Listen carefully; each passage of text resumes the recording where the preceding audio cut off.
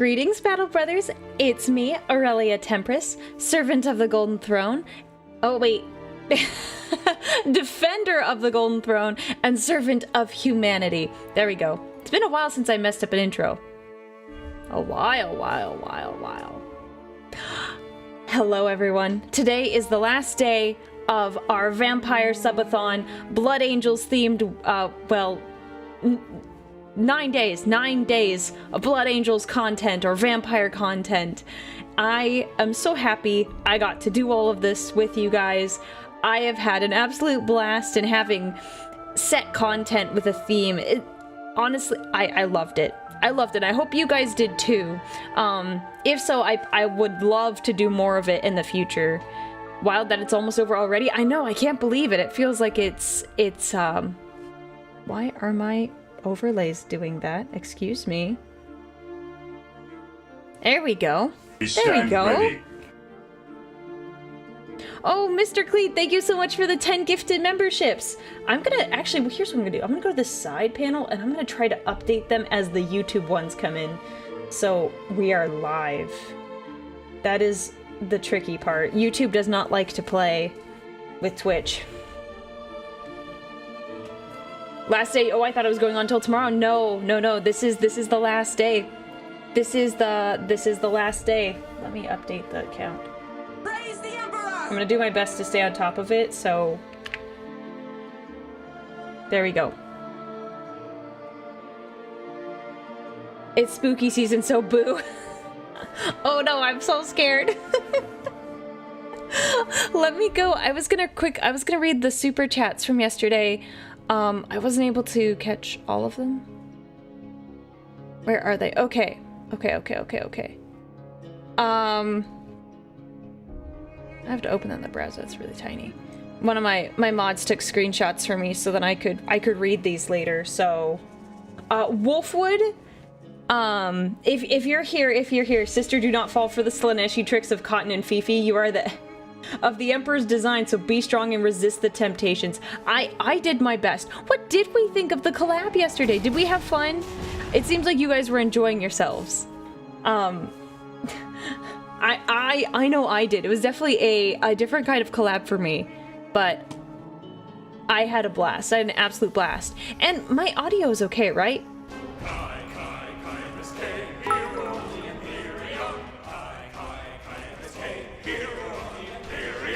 Yeah! Your audio sounds good? Yeah, okay, good. Then I fixed it. Shame it happened in the last 10... It's a shame that it happened in the last 10 minutes, but that's okay. That's okay. And then...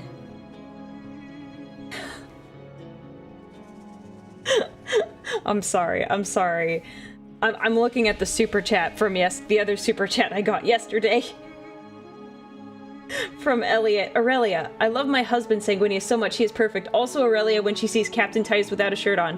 Whoa. No, it looked weird. It looked really bizarre. No. I'm not one of those girlies. I'm not. I'm really not. Did you punch the mic like I suggested? No, I don't engage in percussive fixing for technology. I try to avoid that. Aurelia, you looked at Titus shirtless for shame. Wasn't he shirtless in the game? Like, there's no way to get around that? There's no way to get around that.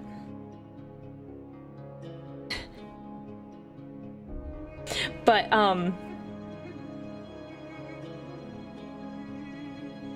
let me think. Oh, but yes, the collab was so much fun. It was all sorts of chaos. The chaos was everywhere. So I was happy. I was happy to be there. So I'm thankful for Cha-Cha inviting me, because it was a good time. Chaos where it was all in that stream. You have no idea, but those girls were so much fun. Yeah, I haven't played Lethal Company in ages, so it was kind of it was refreshing to play Lethal Company with some new mods. That Mimic mod was really good. It got us very good. The whole stream just murdered us.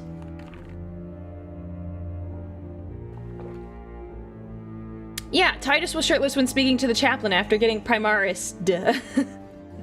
Yes. See, so it's like, it was unavoidable. But like, I think I actually made a comment that I said it looked weird. Was it your first time meeting a lot of those people for the collab? Yes, actually, I hadn't collabed with any of them except Cha-Cha. So this was my first time meeting a bunch of those girls.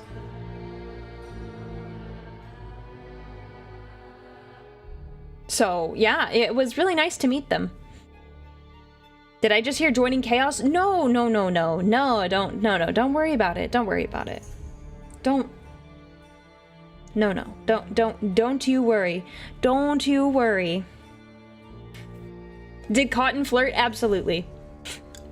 There was actually a, so those of you who weren't here for the stream, as a joke, I proposed to Cha-Cha to be my content wife. It was 100% a joke, but it was really funny because Cha-Cha and Cottontail had a joke that one of the modded items in the game was a cat, and they said it was their child.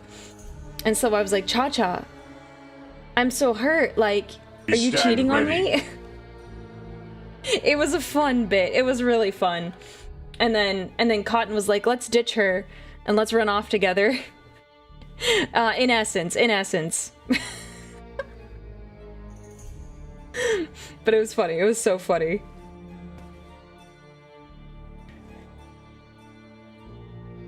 Why didn't you burn the cheater, Cha-Cha? I mean, that's a good question, but she is my friend. She is my friend. So much flirting. Yes. A topical ointment. There was a lot of flirting. But honestly, that kind of happens in girl groups a lot. Yeah. Even if, like, you don't mean it. There's a lot of flirting. A lot of flirting.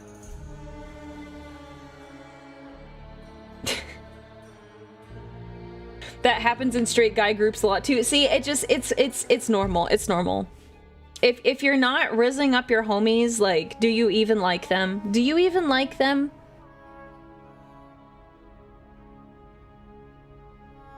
Like, I don't think that's the case.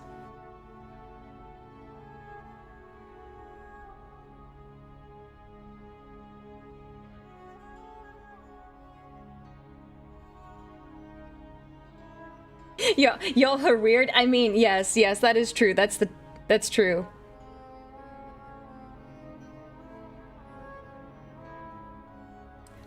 How can we be boys if we don't flirt? Yeah, you gotta practice on each other before you practice on the ladies.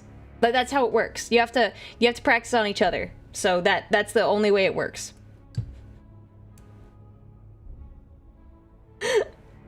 Anyways, I had a good time. Those girls were so much fun to hang out with. Oh, for this last day of the subathon, I have added a couple extra milestones just in case, because you guys are getting dangerously close to, well, the 1,000 subs goal, which is I sing Imperium Girl on a stream. So that makes me nervous. And so I added a couple more if we decided to go above that. I have no idea, and I'm worried. But I added a couple extras. So more emotes, a Sister of Silence redeem, which will be a combination of Bald Relia and you mute my mic for like a minute. 30 seconds to a minute. It might be 30 seconds. I have to figure it out. And then the last one is a karaoke singing stream. So whatever day I decide to sing Imperium Girl, we will do a karaoke stream. So that is that's what they are. So just so you know, if you want to do those, they are there, and I think I will immensely regret this. You were in choir. We gotta hear you sing. Maybe. I'm out of practice. I'm very much out of practice. I was going through some songs, and Yeah, I've sung better. I can't hit high notes like I used to. Not that I ever hit high notes, but I'm rusty. I'm rusty. And I will be picking the songs, by the way. For the karaoke and singing stream, I will be picking the songs. Hi Aurelia and everyone. I'm not seeing the button. The button is hidden. It's technically the button is an Easter egg at this point, because the button was always requested by a particular user, Mini Death Knight, and it was like 1,000 bits, and it says button please, and that was that. That was the extent. So it's now kind of like a little Easter egg. So if that ever happens, it's always on 1,000 bits. It pops up, and then you can do Exterminatus, which was actually perfectly timed the other day. I don't know who timed it, but it was wonderful. Yeah, it's like 10k channel points to do Exterminatus. Yes, absolutely. You have to be funny. I'm not just gonna let everyone press the button willy-nilly. There we go. My big three don'ts: I don't run, dance, or sing. Well, that's fair. Maybe you should run, just in case, you know, something happens. You have to fight a Tyranid or something. I highly recommend maybe run. Dancing and singing, if it's not your thing, it's not your thing. But I recommend the running part. Ted, thank you for the 20 gifted memberships on YouTube. Ready. I'm also going to keep a running tally of the top peoples, because I think you are getting... Yeah, I think you're in the top. Okay. This is going to be... Let me adjust the number here. Numbers. Okay. We're gonna do our very best. And by the way, if you just got a gifted membership from Ted, make sure you say thank you and use emotes. Use emotes. Now that YouTube has more members, I've been shoving as many emotes as I can into that side of things. So thank you so much, Ted. Actually, okay. No, we gotta wait. I was messing with my model today, and I have a new facial expression I can do. I can't wait. I run into battle, dance with a blade, and sing hymns of battle. Yes! See, that's a great way to do it. That's great. I love that. 10 out of 10. Are you Emperor's children by any chance? Are you one of the Emperor's children? So, that's an important question. Yeah, unfortunately, YouTube has a weird, like, lag. It doesn't like to play nice with streaming services, so it's like 20 seconds delayed. I'm here to be read to, let's go. You're not here to have me yap at you? Not just the yap? Let me make my notes really quickly.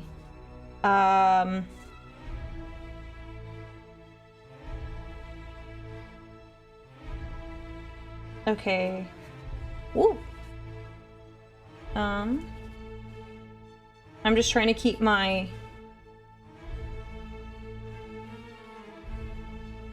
I don't want to tally up all of, like, the subs at the very end, because YouTube doesn't keep good track of it. Miss Custodian, can you read me a bedtime hymn? Maybe. I would ask Cha-Cha if you want, like, bedtime stories and stuff. She's better at that than me. Okay. Shall we start reading? I think we should.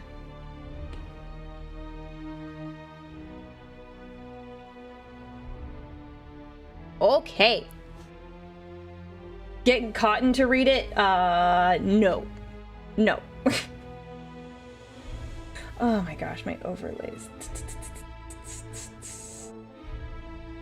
There we go. Sorry. It is gonna be good.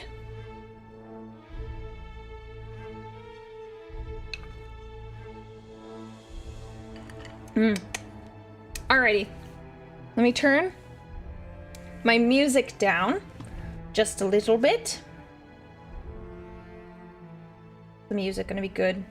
Okay, so I have done a cursory read. Cursory read of all of these. Very, very, very, very basic. I didn't get to look into them as much as I would have liked to, but that is okay. I at least read them. So, after stream, if you're on Twitch or YouTube, I don't know who is going to be watching this VOD later, I'm going to put marks as to where I start every single story, or I'm going to do my best to. So that when I go to the VOD and YouTube, I can put timestamps down and we can make everyone's life so much easier. Yeah, so there's about like 30 stories and the word limit was about 400. So I'm going to prep that. I have my little button ready. Not the button, but a button ready to go. And we are going to start. I've got my water. I've got my drink. All right. So, just a little recap for everyone. These are Blood Angels / Sanguinius short stories. All it had to be was main thing was about the Blood Angels or Sanguinius. It didn't matter whose perspective it was from, as long as that was the main focus. So yeah, that's the story, and whoever has the best one, or the one I like the most, is going to get an exclusive Aurelia miniature. And okay. And the top 3 donors, sub-donors, for this whole subathon event will get a minifigure as well. You guys have just been so generous. I was like, I want to do the top 3 instead of just one. So it's going to be the top 3. And I'm so sorry. I really wanted to give you guys a picture of what it was going to look like, but I have been in the trenches with the designer trying to work something out. So I apologize because they have ghosted me and I have not heard from them for 2 days. And I've been trying to get some problems fixed because yeah. I'm not going to tell you who the designer is because I don't want you guys to get all mad at them, but it's been frustrating for me, and I'm really, really sorry. I'm basically an English teacher. I will be critiquing and grading your work, chat, so hope your writing is up to snuff. No, I am just happy for everyone who submitted something. It's fun. Yes, no witch hunt, but honestly, I'm a little frustrated with the whole situation. It's gonna look cool. I promise. I am just a little annoyed that they're now trying to ghost me when I said I want changes, and I'm being reasonable and fair. So I'm not going all. I'm not going crazy on them, but I'm just annoyed. Anyways, that's not what you're here to listen to. Not my ranting and rambling. But we are going to read everything. All right, desktop audio is good. My voice not crackling. Woo woo woo woo woo woo. Yeah, not crackling. So yeah, so currently the top 3 that I have for the Aurelia minis are Red-Tailed Wolf at 100, One True Gamer 808 with 80, and then Ted, thank you Ted Haig, I think, at 70. So it's time to read.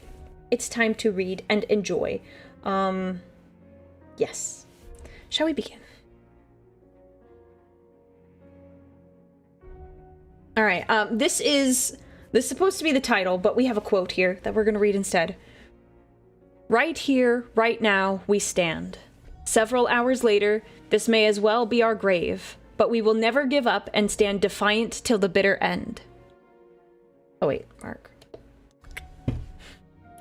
In the grim darkness of the 41st millennium, Sanguinius, the angelic primarch of the Blood Angels, soared above the shattered landscapes of his homeworld, Baal.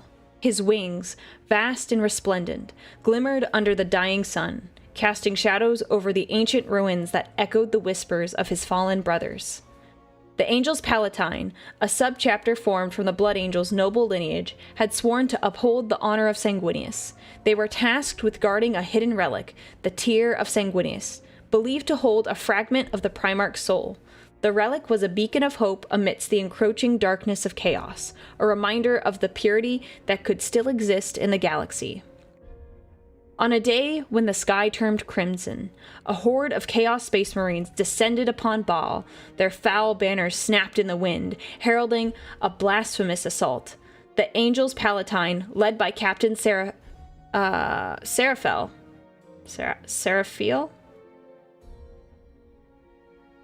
It's like the angel, which I like that, gathered their forces. With grim resolve, they prepared to defend their sacred charge. Each battle brother felt the weight of their Primarch's legacy upon their shoulders. As the first waves clashed, the air crackled with the energy of war. Seraphiel, clad in golden armor, fought with the grace of an angel, his power sword singing as it cleaved through the ranks of the enemy. Beside him, his brothers embodied the fury and courage of Sanguinius, striking with precision and valor. But the enemy was relentless. A hulking chaos champion, corrupted by the dark gods, confronted Seraphiel.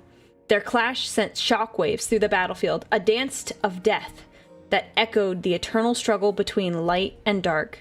Just as despair threatened to seep into the hearts of the Angels Palatine, Seraphiel recalled the teachings of Sanguinius. In the face of despair, hope is our most potent weapon.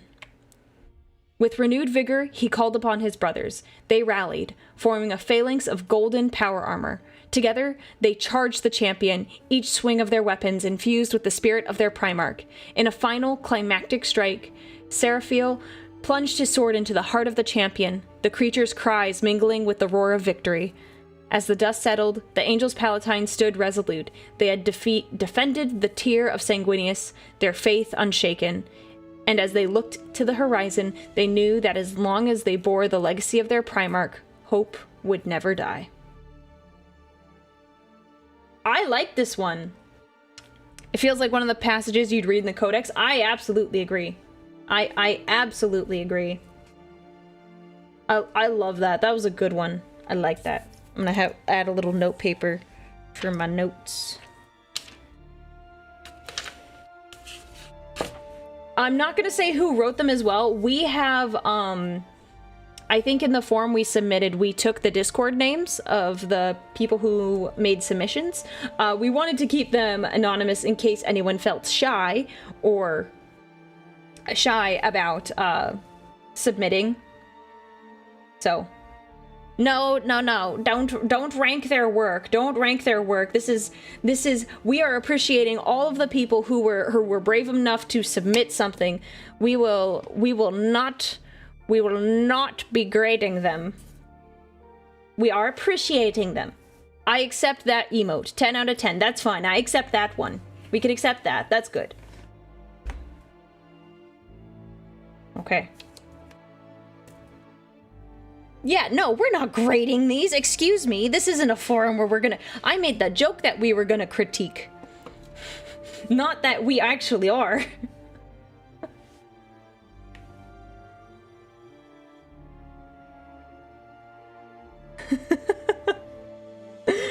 Okay, the next one. Wine Tasting with the Boys. That is a wonderful title. I love this title. Wine Tasting with the Boys. Okay. Principalis Gustus Locus aboard the Red Tear during the Great Crusade. I'm not gonna read... So it's Danaeus, Arteros, Omnio are the three people here in this room. I'm not gonna go back and forth and read their names, because I'm probably gonna mispronounce them. This wine reminds me of you, Brother Arteros. I was hoping you'd notice. Serf Cavassus has been enjoying my work for weeks. My paintings on his wall, my music in his ears, doing everything I could inspire the best from him. I even made him a quilt. You can really tell. It's your signature. Will this be my first time tasting your new album? Brother Arteros, your style, your voice, it's unique and truly unmistakable. And Brother Danaeus, you might be the best... Oh, no, I don't... Best Samie? Oh... Samie on the red tier, but you two are messing with me. There's no way, just from the smell. Father! Father! Oh, Father! How good of you to join us. Omnio vacates Sanguinius's habitual spot. Sanguinius reciprocates the greetings as he enters the tasting chamber, then moves to the top shelf removing a bottle. You haven't even sipped a different wine in ages. Don't tell me this is you sacrificing yourself again, drinking the worst wine while guarding us from it. No, in fact, this is the best wine. Ambrosia, only for the gods. Not a god. And I do not think I deny you the best because it is the best, nor that I think you unworthy. Sanguinius pulls a scorched cork from the bottle and sits with his sons. Then why is it off limits to us? For one, you could die. You mean you'll kill us for touching it? You mean it's poison even to an Astartes? That's my concern. Sanguinius produces an amethyst-stemmed golden goblet and pours. Is it a gift from Leman Russ? Have his efforts gone above getting his sons drunk? He wishes to find inebriation for a Primarch as well? No. Well, he does, but that is not this wine. Sanguinius rests the bottle on the table and the cork on the bottle. Ah!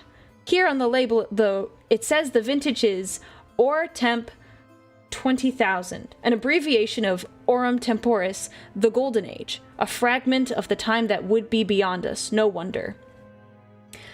That is not the year. The year is here, recent enough, almost still warm, if only. Sanguinius inhales and closes his eyes as he brings the goblet to his lips, and just for a moment, he is spared his burdens. Okay, though.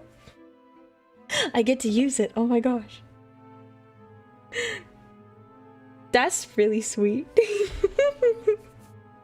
I like that one.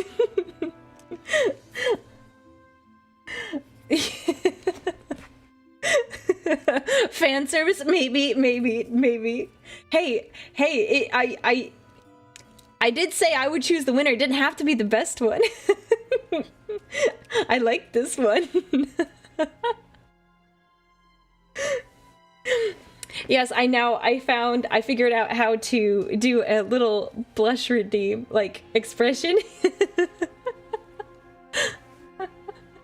Ah, drat, we've been had. I will be fair and reasonable. I hope you trust me enough that I will be reasonable.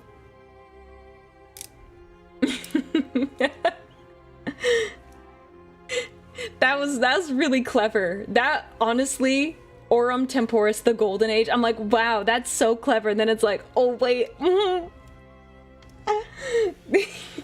Fair and reasonably biased towards the hubby. Maybe. This isn't over.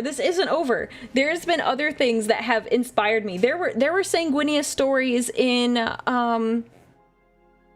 the previous in the previous lore competition that didn't win. So it's not guaranteed. This is the second one.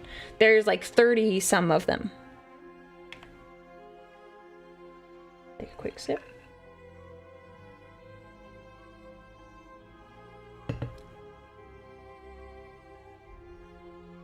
Sorrow in the blood. He remembered the stories. All of the chapter command did. The chapters of the blood all knew the stories of the great angel, of his heroism, bravery, and sacrifice.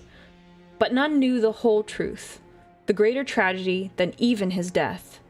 For it was what was left behind that truly made it tragic, not just what was lost forever. He knew this, his fellow commanders knew it, but most of all, she knew it. Knew it worse than any of them could imagine. He wished to have had a chance to have spoken to her about it, to know his father's fate, but the great rift silenced those wishes before they could pass his lips. He had met her, multiple times in fact, but only in moments of brief passing or the organization of war. Never the right moment to ask such terrible things of her. To make her remember the worst day in her life, worse than what the chapters of the blood even know, would be too much to ask of her. His vigil had been long and arduous, but nothing compared to over 10 millennia, barely a drop of blood in it. Barely a drop of blood in an ocean of it. His feelings of failure and lost fervor felt childish compared to what she had gone through, and thus he keeps these thoughts to himself and his most trusted companions. Not for pride nor respect, not even for morale, but simply for the sake of their last living connection to the better days. He looked longingly over the battlefield below him for the escape from his tortured thoughts that the rage and the fury of battle brought him, but in truth, even that was fabricated. A front as false as the fury of the death mask he wore, for the pain behind it was just as burning and damning, but a necessary falsehood in order to stay the tide inside him. He prepared to once more enter the fray in his name with fury, and hers inwardly, but his preparations were shattered with the announcement over the vox of the Adeptus Custodes support?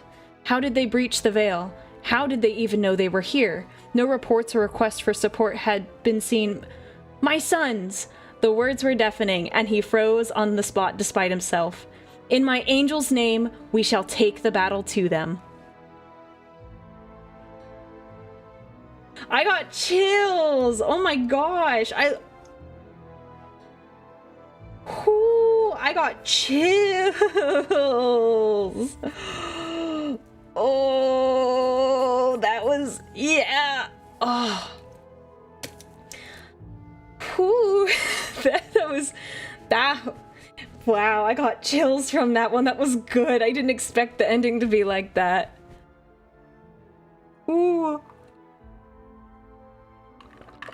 And Dante, I didn't realize it was Dante till partway through. And I was like, oh my gosh, it's Dante!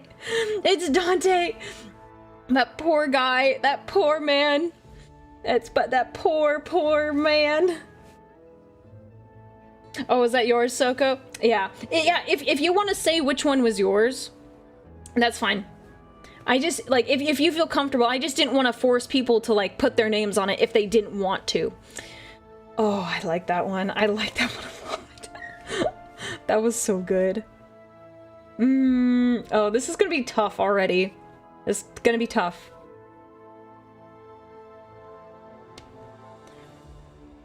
Family reunion. Commander Dante, also known as Chapter Master of the Blood Angels and Lord Regent of the Imperium Nihilus, stood before two towering figures. Rabute Gilliman and Lionel Johnson just finished their short reunion. He never knew Primarch of the Dark Angels was capable of smiling, considering his grim presence when he traveled to Ultramar with them. But as Dante could see it with his own eyes now, Lion looked really amused to see his lost brother again. Sorry for you waiting, Dante. As you know, Lion and I had much to discuss. Gilman spoke gently, unable to hide a slight joy in his tone. Yet, we have to stop our reunion for now. The Imperium is still in peril, even at this very moment. Lion intervened, who returned with his usual face, but one of his wrinkles were gone. Both the Primarch and Lord Regent's absence was a risky gamble for the Imperium Nihilus, Gilliman. Even with my newfound power, I cannot guarantee we can return to Baal with the same speed. I understand, Lion, but people of both of the Imperium need proof of hope as well as victory itself. That's why you accepted my plan, remember? Primarch of the Ultramarines responded calmly. Walk with me, both of you.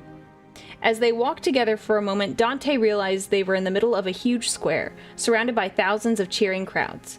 Few custodians and blue-armored Ultramarines were preventing people from getting closer to them. My lord, I do not understand. Dante opened his mouth with confusion. The lion's palm covered his bearded face while Gilliman waved his hand to floating servo skulls. This hollow recording will broadcast throughout the galaxy, Dante.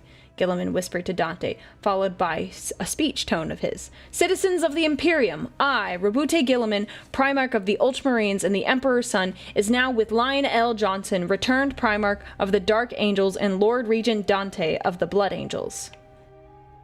Then he upheld Dante's hand like he is announcing a champion in an arena of fighters.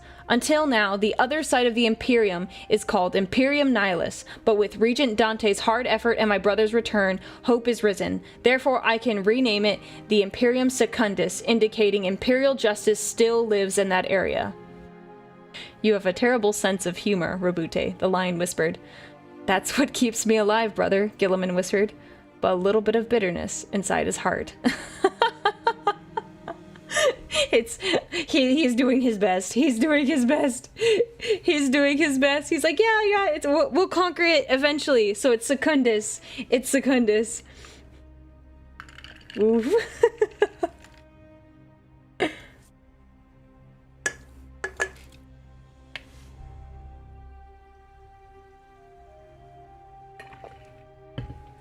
All right. A lamenting flesh terror. Upon the battle barge, Heart of Fury, the flesh terrors deep within its bowels, newly appointed Chaplain Virgil was in his personal quarters holding a small iron cylinder that bore old Cretaceous Eorn with a single word inscribed on it. Demas.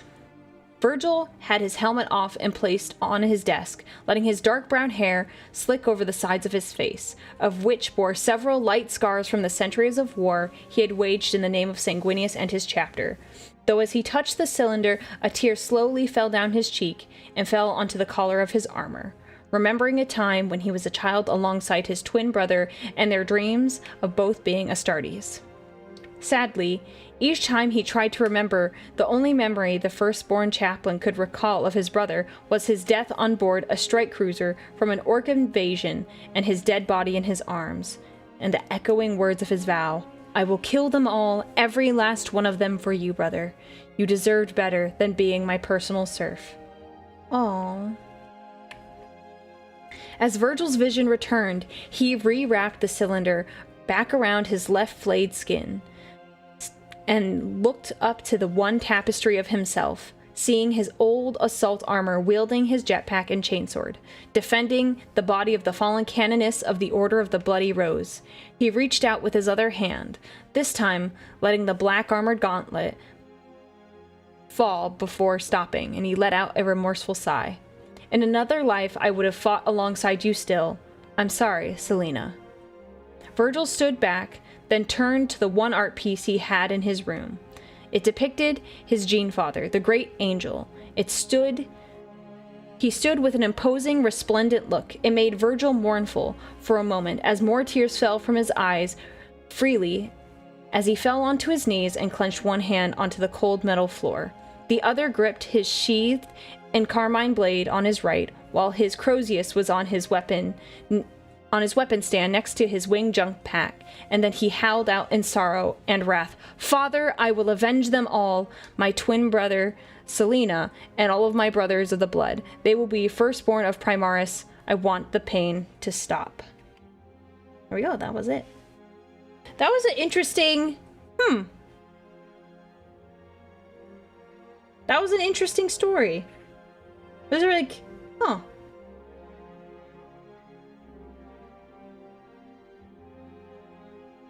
What? Oh, brother. I was like, what? Brother? I was like, huh?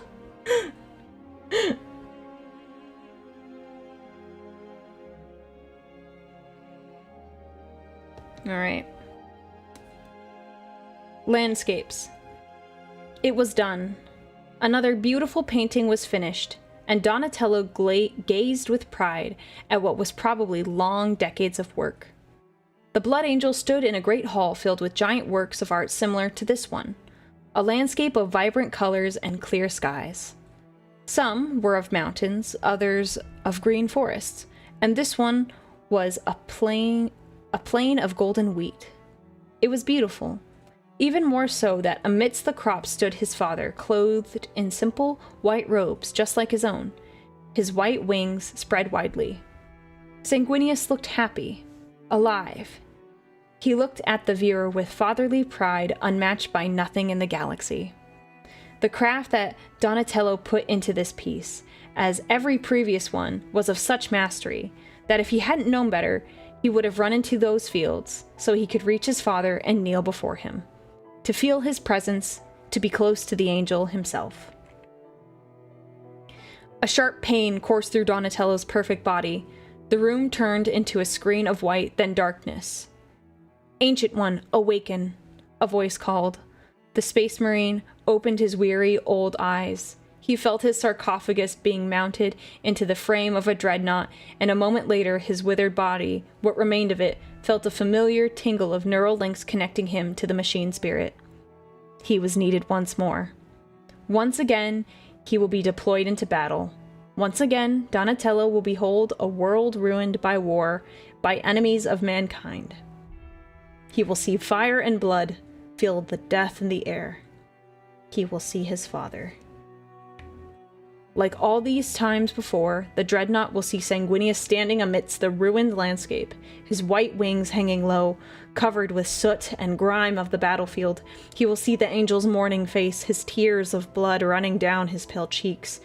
Sanguinius will look at Donatello, unblinking, full of sorrow and regret. Fury. Every time Donatello's eyes witnessed his Primarch as such, he felt fury unmatched, and this time will be no different. He will slaughter the enemy, cleanse the landscape of the taint. He will return to slumber and paint anew, the world as it should be, alive and beautiful, with Sanguinius standing there, proud and happy again. "I shall purge them all," Donatello roared, his devotion that much more terrifying through ancient speakers. "For Sanguinius!" Oh gosh, that one was getting me choked up. Donatello, my man, you're too good for this world. Donatello, you're too good. Oh, I'm so sorry. I was trying to keep the feeling out of my voice. I really felt that. Oh. Oh my gosh, that just, I was choking up. I was like trying to keep it together. Yes, you did. Oh man, I felt that in my heart. I'm so sad. Oh, those, my little blood angel boys deserve so much, and they have dealt with too much crap. Oh man. Okay. Whew, we got it. Of Crimson and Ebony. The drop pod shook as it fell through the atmosphere. Their squad was deploying right on the front lines to aid the Death Corps advance on an orc-held stronghold. Lieutenant Pontius yelled over the roars of the pod, "Lock armor! Landfall in 5! Brother Barabbas? Is it Barabbas or is it... I'm gonna say Barabbas. Twitched and mumbled, the squad uneasy as an ominous wave washed over them. The pod landed. Barabbas, the first out of their craft, his knuckles white as he gripped his chainsword tightly, yet instead of a sea of green, he only saw red and brass. He saw no orcs, no stronghold. No, all he saw were world eaters, covered in gore and laughing as they stood before the gates of the Imperial Palace. An insatiable hunger for vengeance matched only by a mouth-frothing wrath gripped him. "Face me, traitors! Face me, mongrel dogs of the Red Angel! Face Barabbas! Face me in battle! Face me and die! Face your end and the end of all your kind!" he roared out, revving his blade as he charged headfirst into the horde. His squadron followed, yet at a distance, covering the Guardsmen as their brother cleaved through the orcs. "We must help Barabbas!" yelled out Sergeant Lazarus. Lieutenant Pontius shook his head. "He has succumbed to the curse. Let him be freed in death." Barabbas cut down traitor after traitor, blood and viscera blocking out his vision, tearing off his helmet. All could see the jet black eyes of the berserker as he tore through the greenskins, an orc choppa in one hand, his chainsword in the other. He turned, snarling, as the arch-traitor stood, taunting the dying angel with a grin.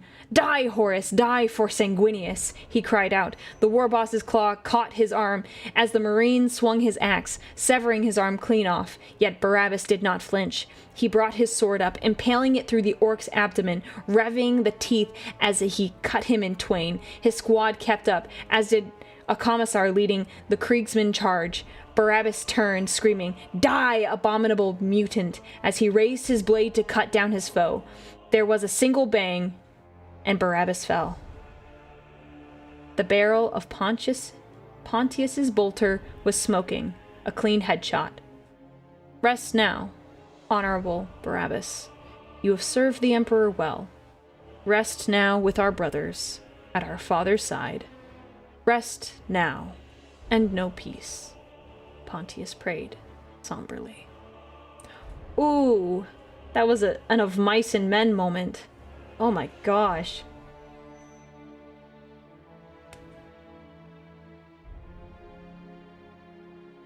Oh gosh, rip Barabbas.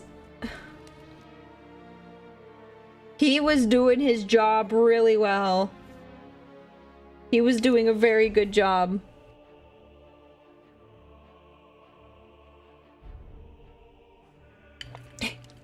I'm glad you guys like my mice and men joke. Brother, I am pinned here. Oh, Lego Man 84200, thank you so much for subscribing. I hope you're enjoying stream and my attempts at voice acting.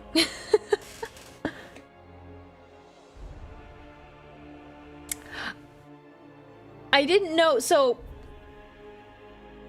if it was Pontius. Like, you know, obviously you have Barabbas in there, and it's very much like you have Lazarus, Pontius, and Barabbas. I didn't know. I should have made that connection, but I didn't know.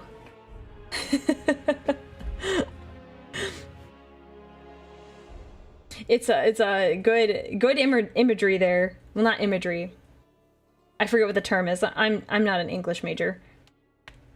Poncho.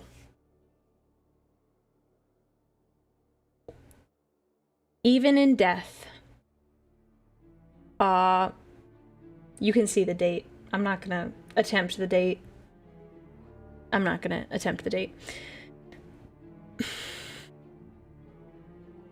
The Knights of Baal were 8 months into the Black Fang Crusade, driving orcs from the system. The Blood Angels' 4th Company had already pushed them off multiple planets. A few months more, and their campaign would be over. A tech marine entered the bridge of the Sanguine Spirit. "You wish to see me, Captain Raphaean?" he asked. Yes, Anderis. I have an urgent tasking for you. 9 hours ago, Ancient One, Istilax, suffered some kind of malfunction," the captain was quick to explain. "Likely battle damage. Can the tech marine on the ground with Istilax not repair it?" "Arcastus? Dead. As is most of the 3rd Battle Line Squad. Istilax was nowhere to be seen when reinforcements arrived.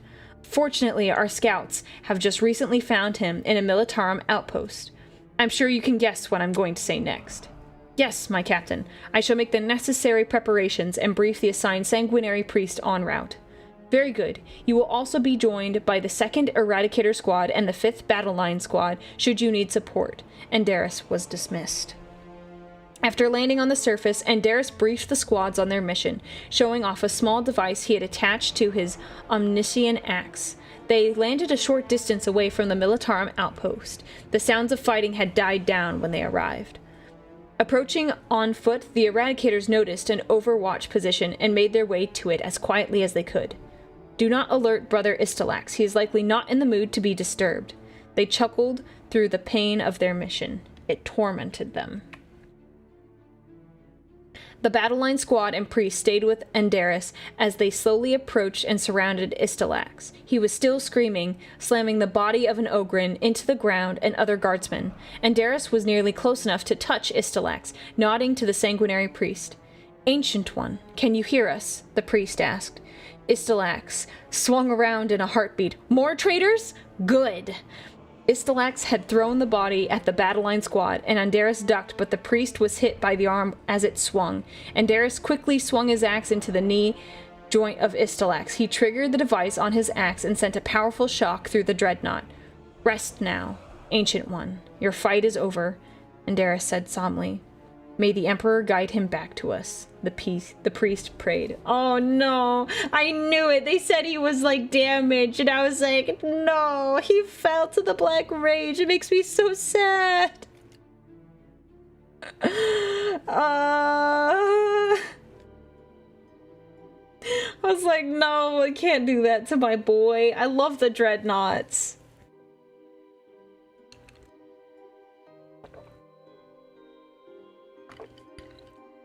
My poor dreadnoughts. I love those guys.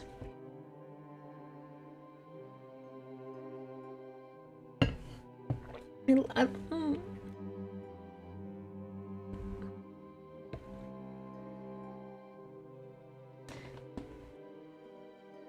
I have a question.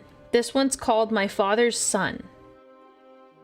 So, are you talking about yourself or are you talking about your brother? My father's son.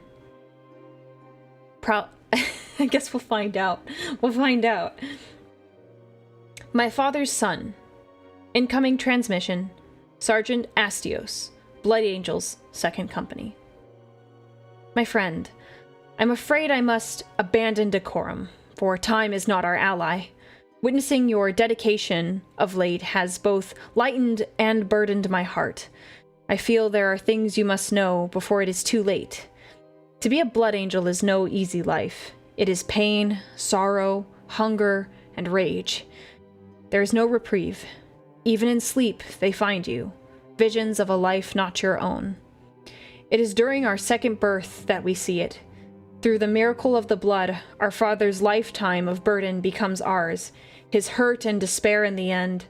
The eyes of the arch-traitor leer down at our broken wings, our maimed body. Our brother, now unrecognizable, even to us, glows with otherworldly malice as he raises his weapon. This is the first time, but it is not the last. It comes for you when the rage takes hold. The world narrows, becoming a red, bloody hell. You lose yourself, relishing the violence that you can commit. An angel no longer, you will rip through all around you and drink in death like wine. Sanguinius bore his burdens without flinching. He did this out of nobility, out of courage, to protect those that looked up to him. It now falls to us to find reasons to bear ours. Some will preach contempt and righteous fury, but this is dangerous folly. You may think I am telling you that you do not have a right to be angry, but you do. We have been wronged more deeply than any being deserves.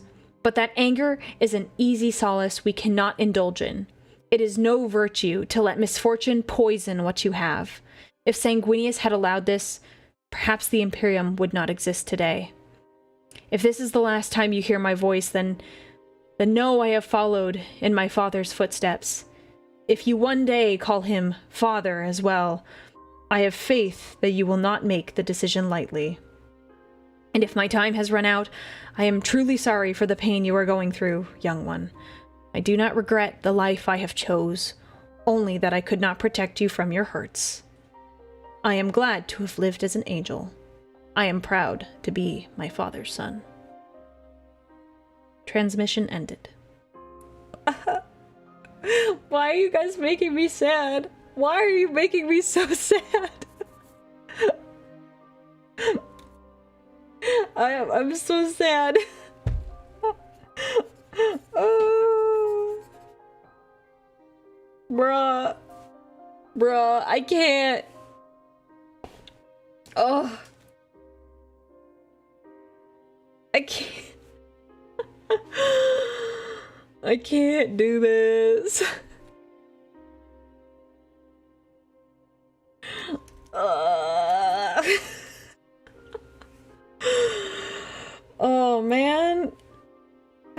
choose? How am I gonna choose? Ah, shoot. Real sad boy hours? I mean, yeah, that is true. Knowing blood angels and knowing people, well, I'm sure there's Lamenter stories in here.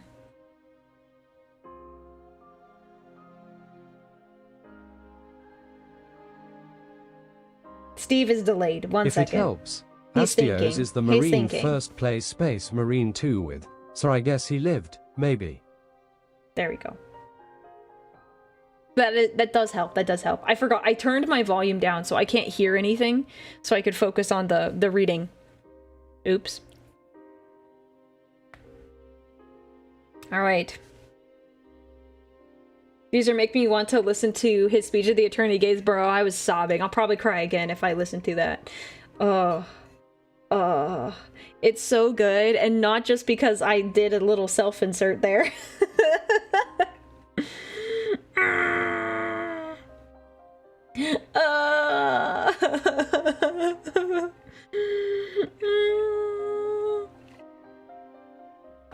Thank you for everyone who's been able to join so far. If you need to go to bed, or if your story hasn't been read yet, do not worry. I will, in the YouTube VOD, I will put bookmarks with the names of the stories, so you can go back and listen to me read it.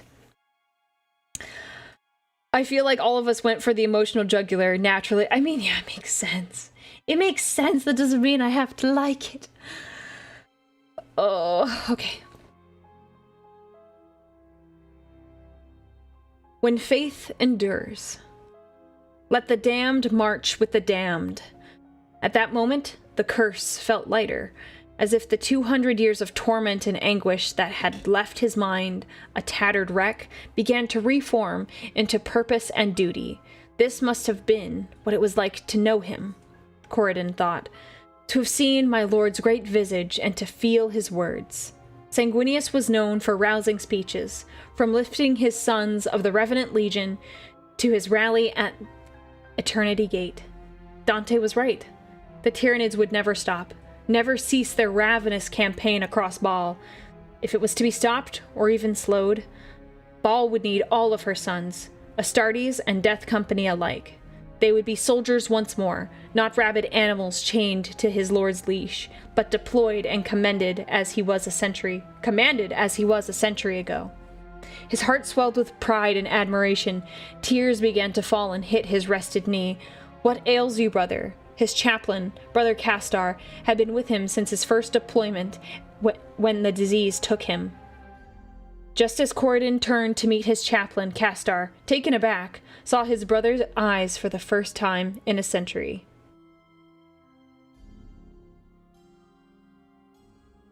Unclouded and resembling their old bluish tint. Do you think our lord waits for us beyond the gates? Corridon asked, giving a winded breath. Castar was puzzled. You think he doesn't? Castar replied, No, my friend. I just always assumed that when he saw his sons, his afflicted sons, he turned them away. That he hated what they became, hated them for harming innocents, for being weak. Castar rested his head upon his brother's pauldron. If what I have read about our Lord is true, he would never turn you away. He would welcome you with open arms and weeping tears of joy as you returned to his side. Corridon smiled. Relieved, he said, Then we best show our Lord what the 12th Company is capable of. Lord Dante's horn sounded the coming swarm. Astartes began to pour in and array their weapons to receive the enemy. When I go to meet the Primarch Castar, it will be with weapons empty and armor stained with Xenos blood. He growled, readying his chainsword. The gates burst, aliens poured into the embassy, hails of bolter fire soared as Corridon charged. Let the red thirst flow.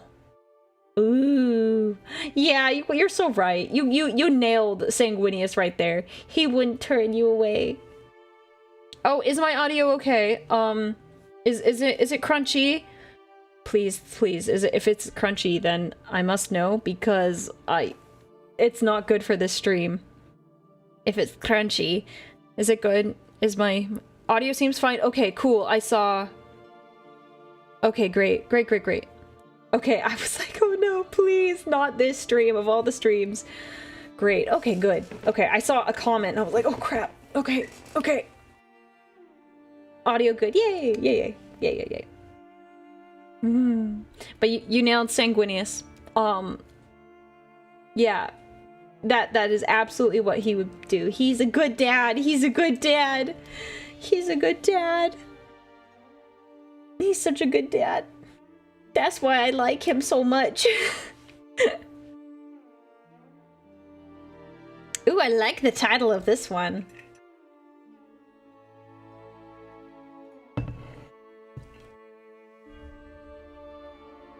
Is this a worthy death? Galahad often found himself in deep contemplation whilst deployed. It was a bad habit picked up sometime around his 2nd century of service. His brothers would often say, once brother Galahad tasted the enemy's blood, none would hear him speak until his battle lust was quenched. This, Galahad mused, was untrue. It was only against the arch-enemy that he spoke in battle, for no other foe had earned his contempt to such levels as they did. Unfortunately, his company had not faced the foe for the last 73 years. His company had been called to face the Xenos, and they answered. This battle, which had brought him to his current thoughts, was against the bioforms of the Tyranids. His squad was deployed to the gates of the Hive City with the order to hold it at all costs. Of the 35 brothers deployed, only 10 remained. The weeks of unending waves had worn them down. The guards' artillery had stopped 3 days prior. Bolter ammunition ran dry too, and since that event, his brothers had started to fall. Tyranid corpses had been thrown into the gate mechanisms, creating a choke point and establishing a kill zone for the slaughter. With the gates stuck open just enough to have room for 5 brothers to stand shoulder to shoulder and swing their blades freely. It was the only thing keeping them from being surrounded. Galahad looked to the brothers currently fighting. Their once pristine armor caked in blood. Their forms, while weary, were still strong, and with every swing of a chain axe and arterial spray would give them the wings of father. He certainly wished for wings right now. How would it feel to fly with his father's wings? How much more effective would he be? Or would he be shot down without a warning, to die an inglorious death? Galahad shook his head. His time of rest was over. Now was not the time to ponder the coming death. Standing up, Galahad took his axes and began to stride toward the gate. The sound of his brother's boots joined his. He looked at them, each running on fumes, each walking to the certain death that was these gates. The checkerboard pattern surrounding a heart stood proudly on each of their pauldrons. For those we cherish, Lieutenant Galahad of the Lamenters screamed, revving his axes as he started into a sprint. We die in glory. I am so sorry. Hi, Raiders. Welcome. Talon DX, thank you so much for the raid. I apologize that I was in the middle of reading. Welcome, Raiders. I hope you had a good stream. Talon, what were you up to? I apologize for the delay in recognizing you. My music is turned down, so I didn't hear the notification. Everyone else did, though, so... what were you up to today? There we go, we got Caiaphas Cave. Now I have the music up so I can hear it. Let's see. Yes, it's fine. I'm so sorry. What were you doing today? What was your stream? Oh, wait. Also...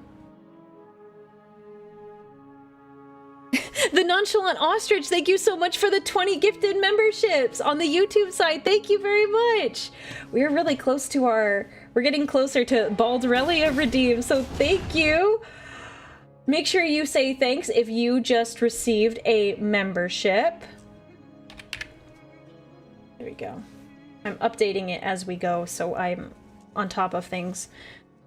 You were playing Street Fighter 6? Oh, is that a good game? I've heard about it, but I've never played it before, and it sounds like it would be a lot of fun. What's the next goal? The next goal is at 900 we get Aurelia redeem. It's cursed. It is cursed. That's all I have to say. It's very cursed. Oh my gosh, it's really cursed. Yeah, but there is another redeem later. Sister of Silence redeem is where you'll mute me and I will be bald. It's pretty good. Okay. There's so many games I have to look into, so I have to write all of them down. Oh. Is Bald Aurelia the Chaos Aurelia? No. It's just me, bald. It's just me, bald. That's it. Oh yes, I will hydrate. I will hydrate. When did she become an Eldar? Excuse me. Excuse me. Oh, I keep forgetting to do my thing. I'm Aurelia. I'm a Warhammer Vtuber, and I stream a bunch of stuff Warhammer, and also I guess I do some variety stuff as well. Did I just read that? What the actual... Huh? Wait. Stand ready.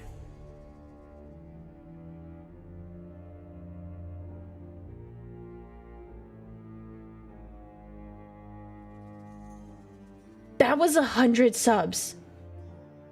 Redtail Wolf.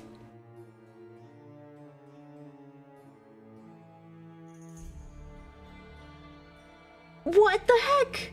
What the heck? Thank you very much. Okay, 1 second. I need to... I have the redeem ready. I just need to do like 2 things. Oh my gosh, thank you. Thank you so much. Bald Goth singing Aurelia. No, I will turn off the Bald Aurelia when I sing stuff later. And thank you, Lego Man 84200 for the 5 gifted as well. Oh my gosh. Okay, 1 second. I will. Do we want the redeem now? Do we want the redeem now? Bro. Oh my gosh. Let me see if I can set up the... Stand ready. Dark Links, thank you so much for the gifted sub. Oh my gosh. Okay, 1 second. I have it turned off because I didn't want any of you to use it yet. Channel points. Praise the Emperor! You absolute mad lad. Oh my gosh. Okay, where is it? Let me make sure it's... I can turn it on right now. Oh my gosh. Bald Rally is gonna go so hard. Oh no. Oh no. Brothers, I have regrets here. Let me pull it up. Let me just double check what it is on the Twitch side. I forget how much I put it down for, but I'll let you, we'll do the first one for free. Where is it? We stand ready. Laminus, you don't... Thank you for the 20 gifted. Oh my gosh, I can't... 9... Bro. Wait. We hit it. Oh no. We stand ready. We hit it. Chat, we hit the goal. Oh my gosh. I have to sing it now.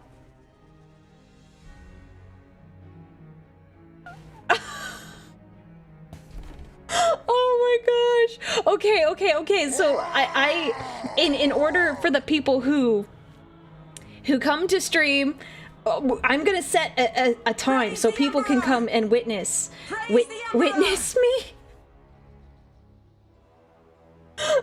Thank you very much, everyone. I did not expect this when I put all of these goals together, and you have very much earned me singing that. Oh my gosh, I can't believe it. I'm amazed. I am amazed.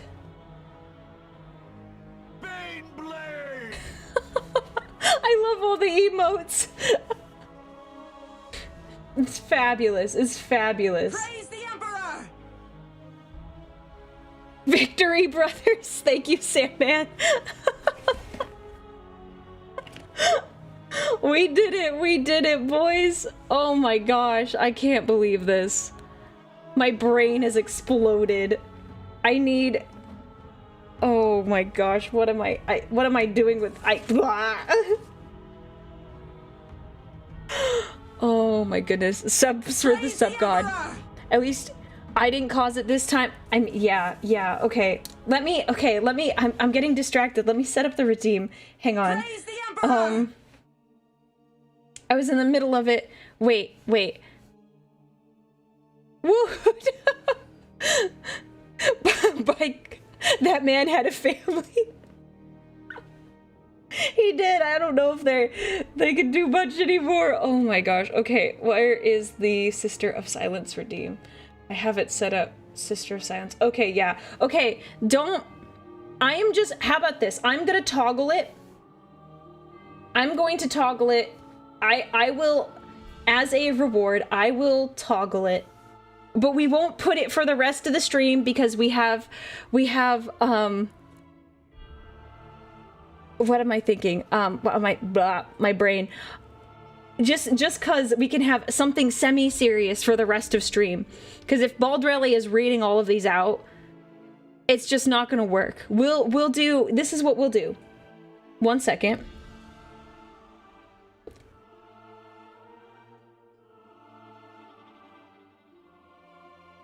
Okay. Whoa. It's just scrolling. Oh my gosh, I've never seen it do this. Look at it go. Look at it go. It is madness. This is madness. The best day. Okay. I'm glad. You're right. This is the best day. I'm amazed. Let me toggle it 1 second.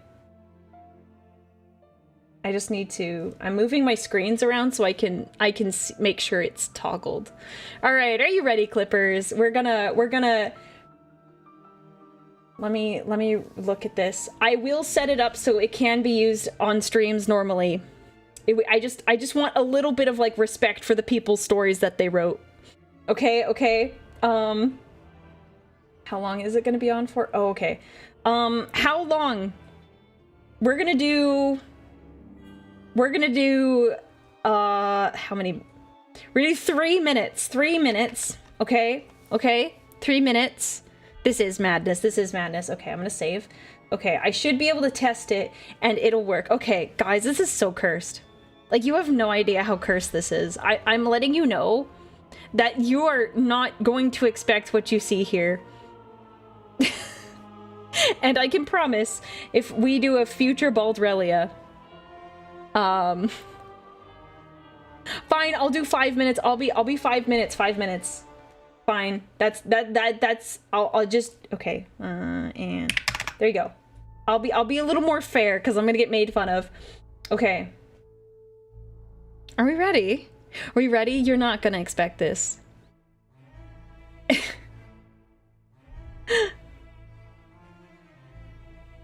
All right. Here goes nothing. Wait. Go off. Okay, 1 second. I have to turn it on, I think.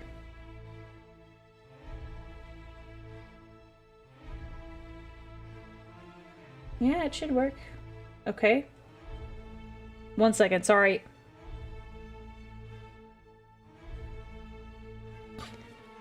Here it is.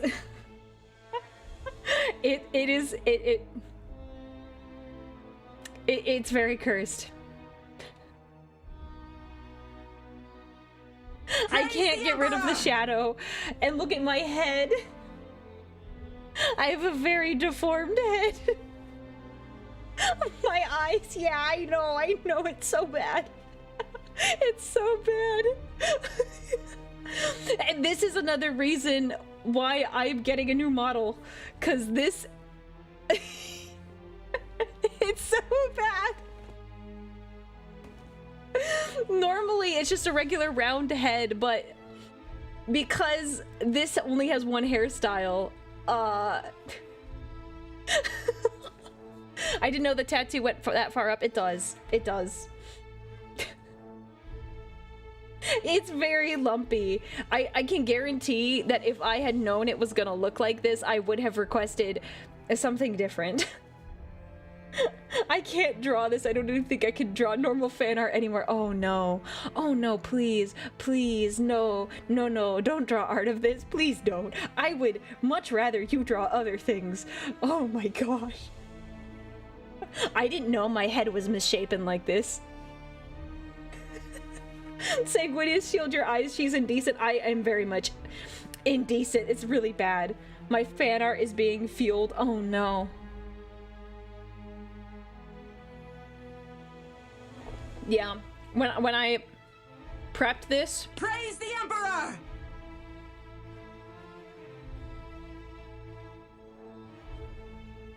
someone is Red-tailed Wolf. Thank you for the bits. Please draw this. You should have put that money and you should have given it to an artist. You should have given that to an artist because you could have confirmed that. Holy freaking cow, man. You should give that to an artist to get that done. There you go. You're gonna get like 3 more minutes of this, I think. And then I will add it as a redeem from now on, except for tomorrow. Tomorrow is a special stream. We've got a fun outfit that I'm gonna have for Halloween. And we can't have any bald Aurelia as a distraction. Yeah, the shadow. Look, you can see it's like there's like my hair is there and the shadow moves.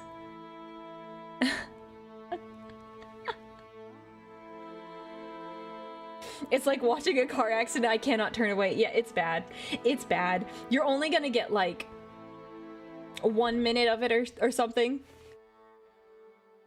If you get the Sister of Silence redeem, you'll also shut me up for about a minute too.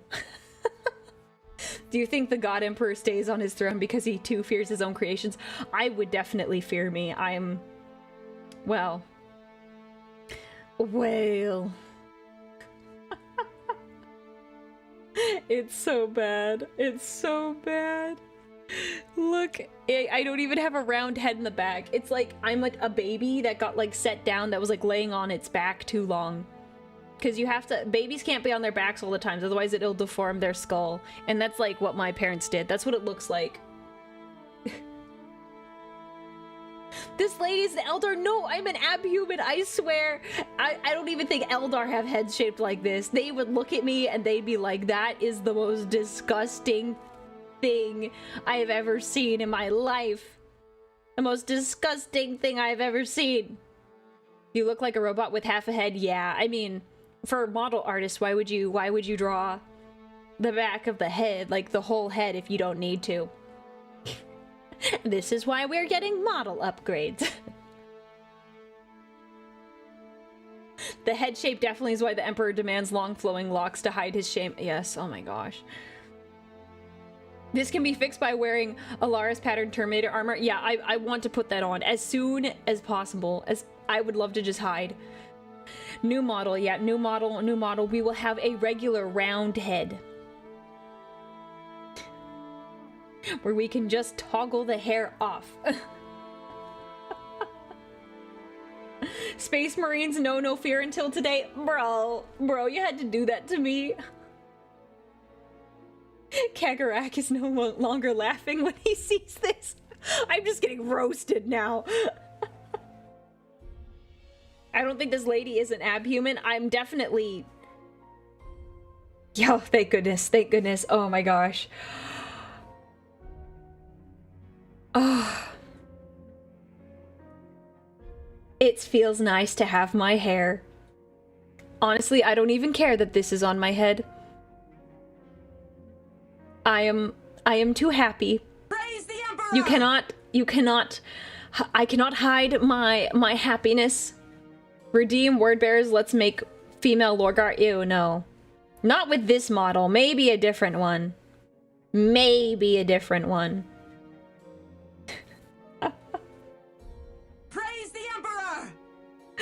Congratulations, Aurelia. Thank you, DinoFan219. Well, how was that? Did we enjoy that? Did we enjoy that? The toad is the reason for the flathead. Oh, that is a good point. Good point. This is so unbelievably cursed. Oh gosh, it's bad. It was. I'm glad. Thank you, Redtail Wolf. I'm glad you thought it was worth it. It was so cursed when I was prepping for the subathon, and I was like, oh, well, let's see what it looks like without the hair.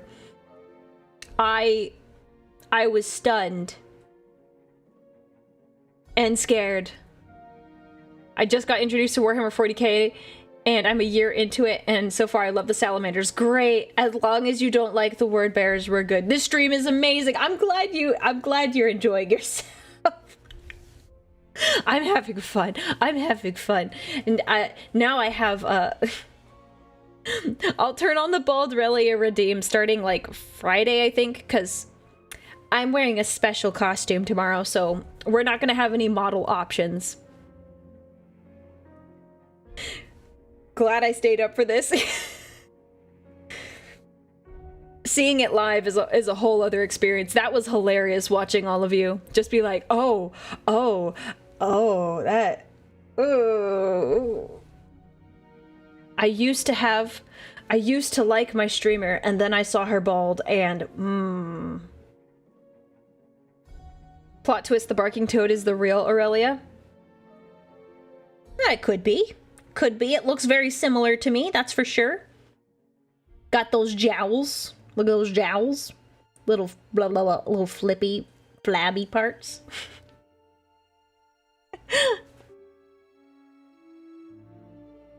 Somehow seeing this woke me up 100%. Yeah, it's terrifying. It's absolutely terrifying. It is so terrifying. Oh my gosh, I didn't add my, oh goodness.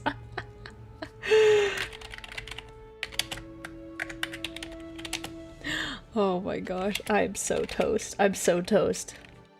Clippers got me. I can't escape. She dismissed the toad with the power of her contempt. Yes, I'm just that good. I'm just that good. Baldu looks like a word bearer. Yes, I know. I hated that. Especially when that was part of what I took off. When I took off the hair, I was like, oh, that's awful. We could make it worse. I could try a few things, but I really am scared. I'm scared to do it. So I'm not gonna. Aurelia needs a 2.0 model, shows Baldrelia. Wait, hang on 1 second. Shows Baldrelia resulting in chat donating like crazy to fix it. Justice plan. Okay, that wasn't the actual plan. That wasn't the actual plan, but it does. I was already planning on getting a model before I realized how bald I was. What if there was a Magnus fan, hypothetically? I don't know. It matters not. Objective achieved. Well, there you go. If you want to shut me up and make it a Sister of Silence redeem instead of just Baldrelia, you have the option.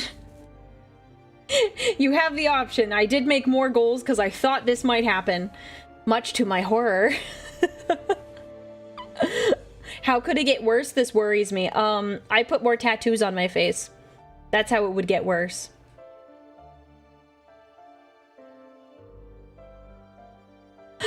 Oh my gosh, thank you everyone. Thank you for being so kind and generous, and as much as I hate Baldrelia, I am so grateful that we got to that goal, and I am looking forward to singing on stream for you.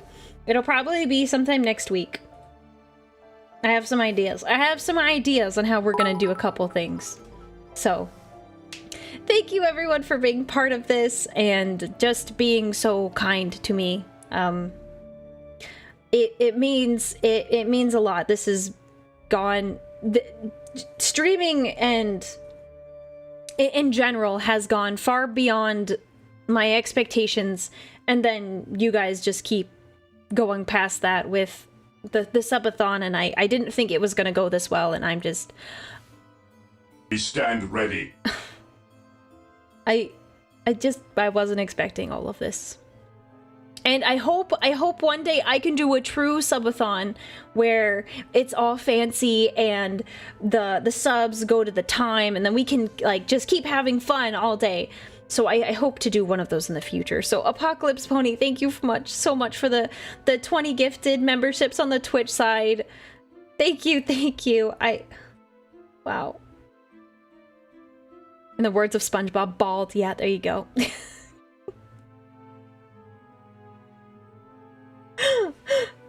We'll be there when it happens. Oh, well, thank you.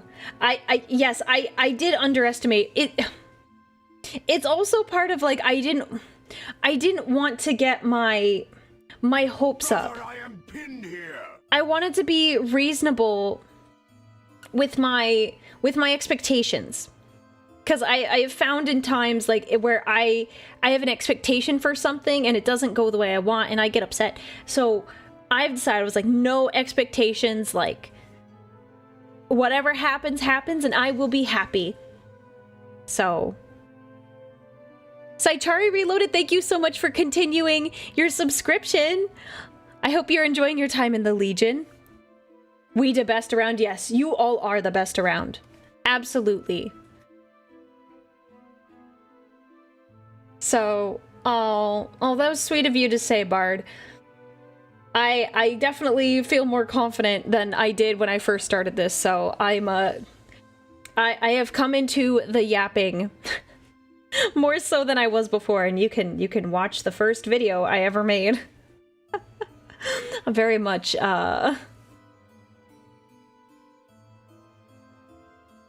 Aurelia said my username correctly the first time. That's actually first on several platforms. Yes! I do my best, and then I botch Pontius. I botched that one. I should know that one. Waiting patiently to hear more stories. Yes, okay. I have to... Okay, I've been drinking lots of water. I have to go to the bathroom really fast, but I will be back in like a minute, because this has got me all... Whoa. Your yapper training is complete. A yap knight you have become. I have become a yap knight. So I am going to, because we still have like 20 plus stories to read. So the subathon is not done. We still have more to read and more to talk about because I cannot shut up. It's okay if you shed tears. It may be after, I don't know. I have already after streams.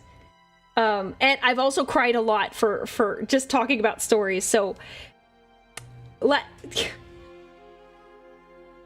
I'm trying to limit the number of tears I get on the stream, because currently I'm at like, what? I'm gonna be at like 3 or 4 days in a row of crying on stream. No, I didn't cry yesterday, so... No, actually, so we're good. Okay, let's see if this will work. No, it won't work. Anyways, okay, I will be back in a moment, and then we will continue. That means you need to cry twice today? No. It's fine. It's fine. It's fine. It's fine. Don't worry about it.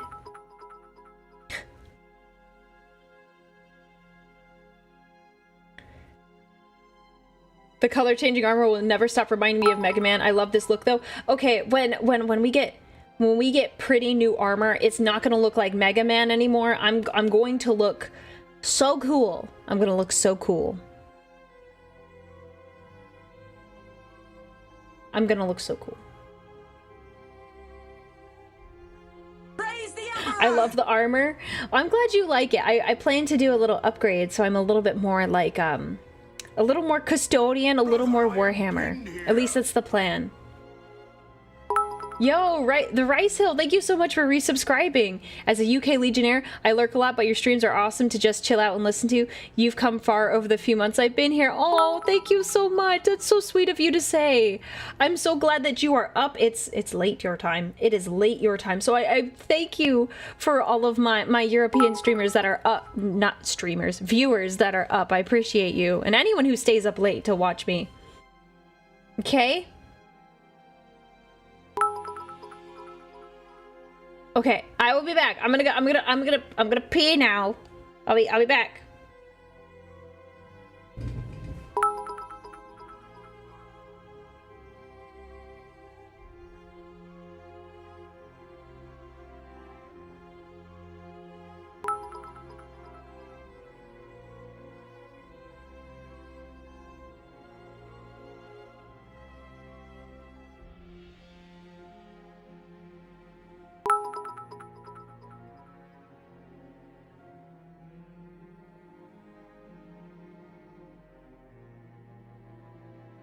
Praise the Emperor!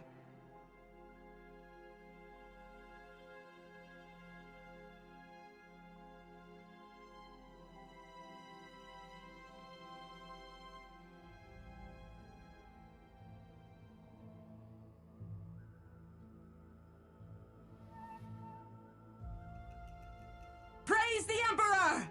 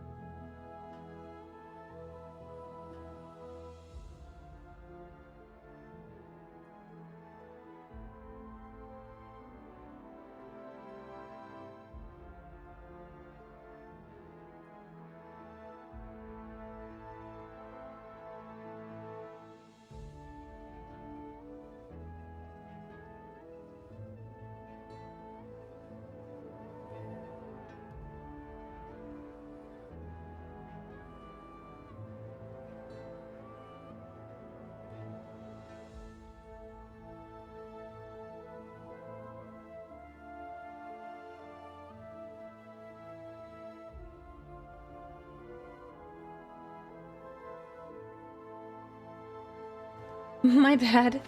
Sorry. Sorry for the delay. I apologize. I got called by my mom right when I was taking a break, and she is suspicious why I am busy on Wednesday evenings. So, yeah, so I had to answer the call really fast. I hope you are all behaving. We'll continue with the stories now.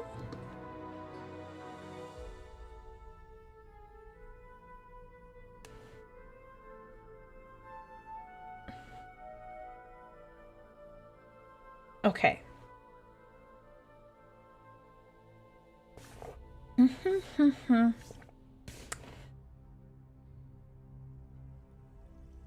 Watch her mom as a subscriber? Definitely not. No. Only one family member knows about this. Nope, mom does not know about the VTubing. Nope. Don't be suspicious. Don't be suspicious. Mom Stodies? Yeah, we gotta figure out a name. I think Mom Stodies makes the most sense. And no, it was just like they've been suspicious recently because of the sibling stuff. So I was like, oh shoot, I should answer this. It was like perfect timing. It was like called right as I got up from my desk. Okay. Mother Tempris, I don't know. Mom Stodies sounds kind of good. All right. See, this is why I put in the little tags for all of the stories. I think we've done like 7 of them, 8 of them, 7 or 8 so far. And we are an hour and a half in. Mom Cador, oh, please don't. No, please don't do that. Don't say that. Don't say that. I couldn't bear that. Okay, are we ready? Are we ready? Thank you everyone for being so patient and just so generous today. Thank you. Her mom is probably Chacha. She's the mom of all VTubers. No, Chacha is not my mom. I mean, Chacha sounds like she would be a very fun mom, but she's not my mom. We're friends. We're friends. All right. Let's do it. A reconstructed dream. It was done. The arch traitor was dead. Vile energies leaking upwards from where the dagger was driven into his forehead before being broken off. He'd hidden it for such an occasion. More so after Cygnus. Sanguinius tried to stand once more on his broken legs, before falling into the pool of blood. He would die here. Tears ran down his face for what felt like the first time in a millennia. His sons, for them the road would be dark, darker than black, but they would remain true. They would always remain true, even in the darkest of hours. More pain. It didn't matter what arcane organs his father had given him or what psychic powers he could bring forth. He was dying. He heard movement then. Turning his head, he saw him. Sanguinius tried to muster a smile on his half-flayed face. He'd done it. The Emperor lived. The Imperium lived.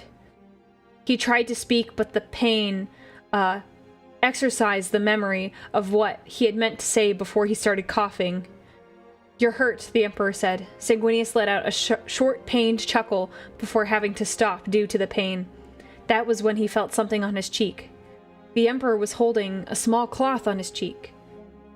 Stop that, you're hurting him, another voice came. Another Emperor. 3? 4? No. 7. They began arguing. Finally, words left his ruined lips. No, no, no. He repeated these words even as they choked him. The darkness faded. The gold disappeared. He was shorter now, in black armor, and where there were once 6 emperors staring at him, where there was once 6 emperors staring at him, while standing there was a woman, mid-30s, holding 5 children close to her skirt as tears ran down her eyes. Oh, the 7th, not the biggest, but not the smallest, tried her best in her little ways to stop the bleeding. She must have known it was futile. Even a child would have known that. But she still tried.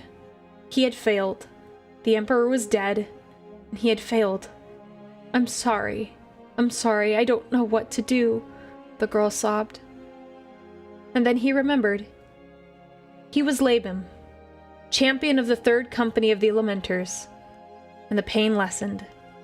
As a different darkness crawled around his eyes, he patted the child on the shoulder. He couldn't quite speak, but he hoped she understood what he meant. The Imperium lived. Oh, no, that is so sweet. No. The Imperium lived. The Imperium lived, guys. Guys. Oh.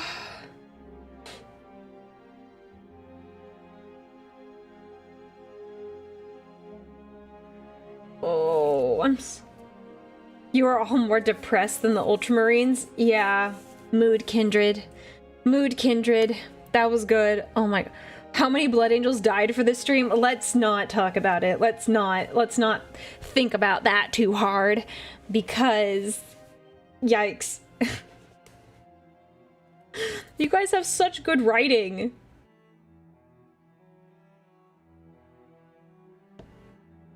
The last stand of the Pretorian.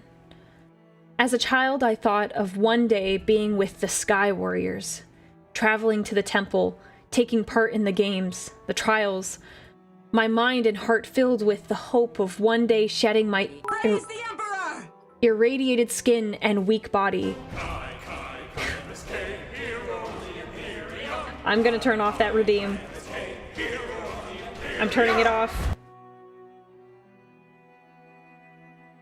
I should turn off the other ones while I'm at it. Hang on.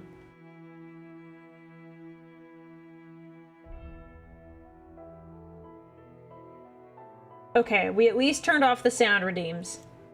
I apologize, but I want people to hear their stories.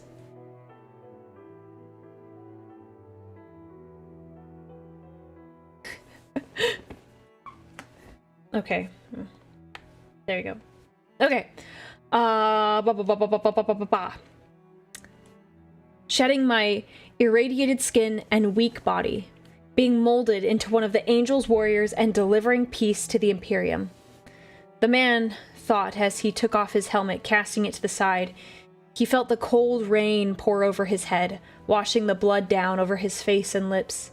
The taste, it was sweet and smelled delightful. His stomach churned in excitement as his heart slowly raced. The man was trained to ignore these feelings, to keep his mind clear of these thoughts. As the warrior looked forward, he stared down at least 100 orcs around him, the bodies of his fallen blade guard brethren scattered around him. Claudius laid on the ground, his chest caved in by his own shield. Raphael was dismembered by a group of orcs, his body parts scattered all over the battlefield. His sergeant, Angelo, could not be seen, only his broken power sword and cracked storm shield on the field. The man took a deep breath before speaking. I am Lieutenant Cornelius of the Pretorian blood, defender of the Imperium and her people. I fight for the Emperor and his son, the Great Angel. He raised his sword, stretching it out to the army of orcs. Blood dripped from the sword's tip. He could hear the laughter of the Xenos filth hit his ears. As he took a step, he felt a sting of pain in his left shoulder, and he looked over to see his arm missing. Ah, yes. My mistake that put us here in the first place, Cornelius thought to himself, as he continued to walk towards the enemy. Cornelius closed his eyes and took a deep breath. Father, forgive me. Forgive me of the grace, decency, and nobility that we as your sons hold dear, for I must cast it off in this dark time. May the Emperor's light shine bright at my destination, and your wings guide my path, Father. Cornelius opened his eyes, licking the blood on his face. His heart raced, his pupils dilated. His fangs grew, his stomach yearned for blood. Cornelius charged into the orcs, screaming, his vision slowly fading as his mind became blank. Ooh, okay. I love that. Forgive me of the grace, decency, and nobility. I'm like, oh, dang, I like that line. That's really good. Like, don't forgive me for what I'm about to do. I do not regret it. I do not want these traits. That is, oh, I like that.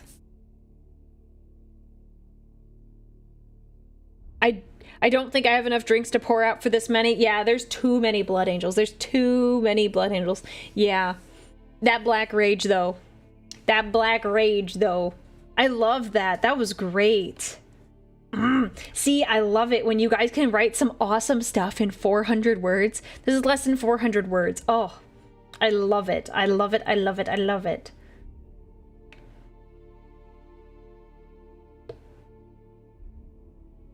Familial Duties.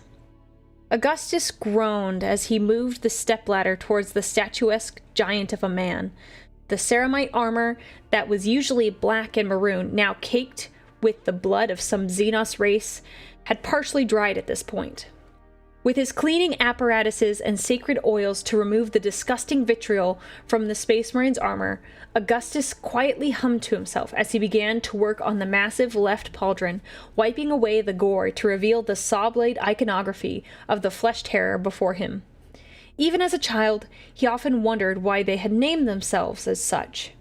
Granted, he would never voice this question, as he had long served this chapter of the Blood Angels for all his life, like his father and his grandfather before him, and to judge one of the Emperor's own angels' decisions would have the Inquisition breathing down his neck, despite his age. So, the curiosity remained as such, something private, and for himself to carry to his grave. Oh, well, since I wasn't in the middle of reading... Welcome, Raiders! Welcome, Raiders!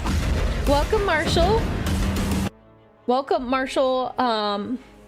I hope you had a good stream. Welcome, welcome, Raiders. My name is Aurelia Tempris.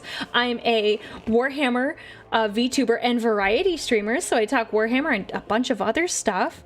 We are in the middle of reading some Blood Angel stories that chat wrote. Blood Angel / Sanguinius stories. Hey, we were talking about 40k tanks with my tanker buddy. Oh, okay. That sounds awesome. Well, welcome in. You feel free if you need to eat or if you need to sleep. Do whatever you need to do. No pressure to stay, Raiders. We just hit some cursed goals in our subathon. So you should check out the VOD later if you want to see something. Whew. If you want to see something a little scary. We figured out a few of them work, but they're cool. Okay. So your buddy, you said your friend is a tanker, like former tanker for the military, because that's really cool. It's not worth it. Yeah, your eyes will burn out of your skull. Tank veteran. That's sick. Oh my gosh.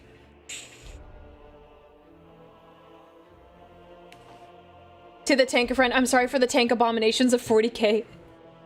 They are probably not the most accurate to how tanks should operate. Alright, gonna lurk. Well, thank you for popping in today. We're gonna continue reading. I'll have to... Good thing I didn't start reading this other section. I apologize if your story got interrupted. We're gonna continue. Having finished the pauldron, the elderly old man slowly descended the ladder, his secret duty done.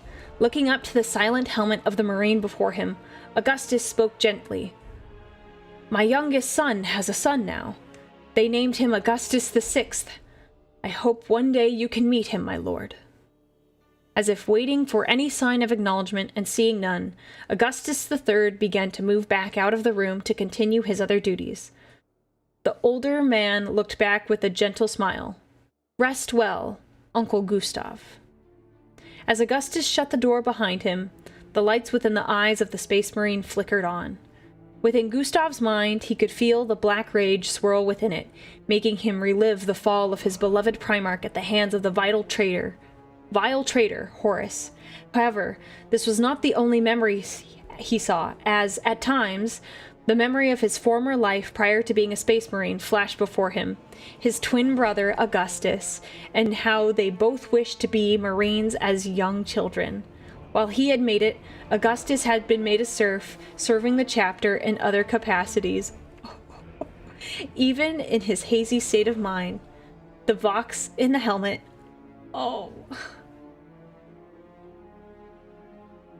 spluttered to life for just a moment. Rest well, brother.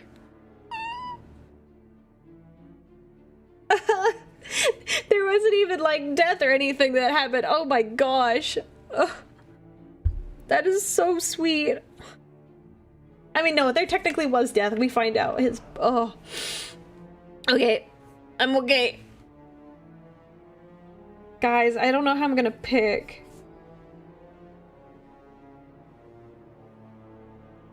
Oh.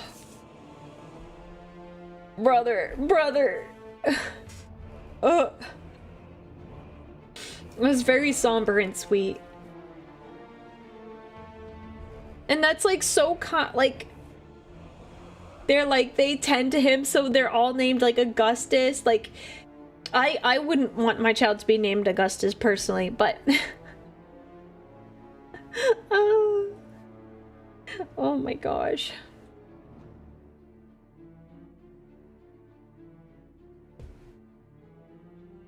Did Steve speak? I didn't hear him speak. Brother, I am sad here. Brother, I am sad here. Alright. Dutiful Damnation. Darkness surrounded the shattered form of the man. Muffled noises filled the company mind. Filled the empty... Blah, blah, blah, blah. I'm gonna start over. Sorry. Dutiful Damnation. Darkness surrounded the shattered form of the man. Muffled voices and filled the empty mind of the broken body. The aroma of ball-light incense enveloped his senses. A bright, artificial light fell upon his eyes. Instinctively, he tried averting his gaze from the light with his hand, only to realize that he couldn't feel his arm, nor any other part of his body. He tried piecing together where he was, what happened, and who he was. Caro, croaked the broken space marine. A voice suddenly came over Caro's hearing. His lungs are collapsing, and a second heart has ruptured. Calix Mihail, prepare for the next phase of the ritual. Loud thuds on the metal surrounded Caro as he began painfully forming memories, remembering who he was. He was captain of the 3rd Company, Lamenter's chapter. Orcs had invaded the world his company was stationed on. Planetside, he and his company defended settlements from small raiding parties. Their defense was textbook, with the orc forces easily crushed. It was only afterward everything went sideways. The skies darkened with sickly violet clouds, and large spiked spores rushed down. The last thing he remembered was a spore crashing feet away, and darkness claiming him. After an eternity of silent blackness, new light shined down upon him. It felt cold and robotic. Caro looked around, desperately trying to move his arms, not seeing that they were surgically removed. He tried flexing his legs, which had now been replaced by cabling. He couldn't move. For the first time since his ascension as an Astartes, Caro felt fear. With his remaining strength, Caro tried fidgeting his head, not understanding that only his upper skull remained. He tried licking his lips, frantically trying to regain any semblance of moisture. But there was nothing to lick with his non-existing tongue. The Marine attempted to cry out, but what came up was a crackling, metallic whine, almost like a vox link. "Praise the Emperor!" The voice from before returned, and all Caro could do was listen. "Let the sacred blood of the Archangel anoint your holy vigil. As the Primarch proclaimed, we are tested, and we do not break. We will never fall. I, Chaplain Galesto, a loyal son of Sanguinius, bless our brother's new body and eternal service to the Emperor, a reminder that even in death, one can still serve his Imperium. Awaken, ancient Caro, awaken to your holy service, the service of a dreadnought." Oh man, that's messed up. That's so messed up. This poor dude. Oh. This poor dude.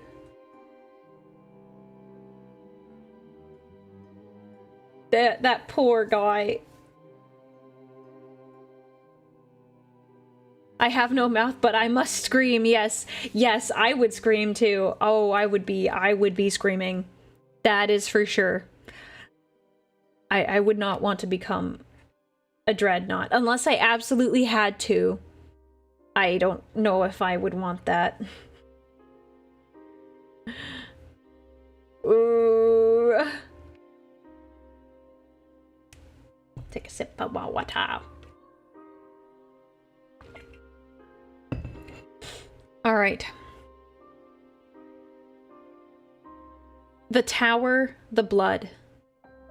Click-clack sounded his cart as he pulled up the steps of the Arx Angelicum. Pausing a moment in the shade, he looked back at the citadel of the Blood Angels. Decades after the devastation, it was still under repairs. He had been a terrified child when it happened. Now he was old. His long service had since earned his children and grandchildren higher positions, while he remained down here, pushing carts in the sand. But he was content with that. From dust to dust, as he always said, and Baal had dust enough to share. The Tower of Amarillo was his destination, carrying food to its defenders. Usually, servitors did this, but the tech priests were arguing amongst themselves. Nothing seemed to function properly now. Took 20 minutes to work the toaster this morning. As he hobbled over the last step, the single Blood Angel stood guard before the tower door. Good morning, young Lewis. The Astartes nodded. Lewis could hear his smirk. I've too much arthritis to be called young anymore, Lewis snapped back. Had anyone told him a year ago that he would so casually converse with one of the angels, he'd have laughed at them. It was still surreal that they bothered remembering his name. Remembering him. Come back in a century, then I'll call you old, chuckled the Astartes as the gate opened.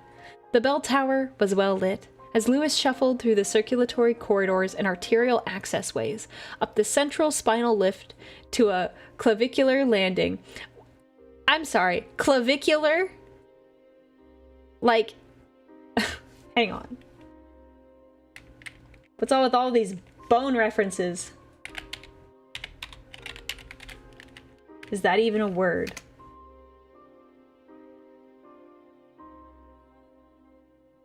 Yeah, because I just thought of the word clavicle. Clavicular landing. He passed an islet. He stood head and shoulders above the clouds just below the Campanile's cranium. He'd never been this high up the tower before. Nearing his destination, he could make out faint screaming emanating from above. He shuddered to think what was locked up there.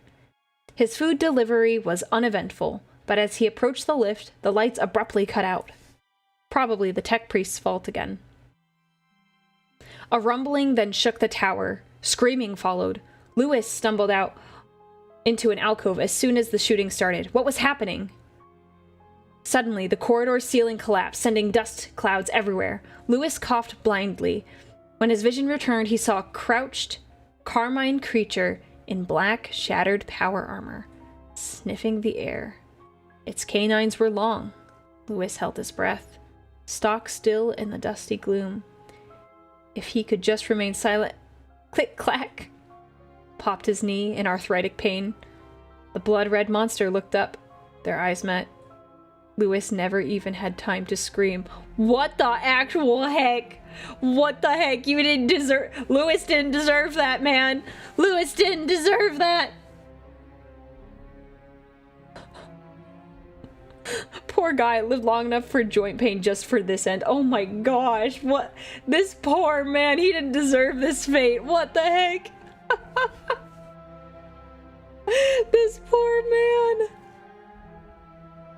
Dude, oh my gosh. Lewis, I'm so sorry. Justice for Lewis, yes.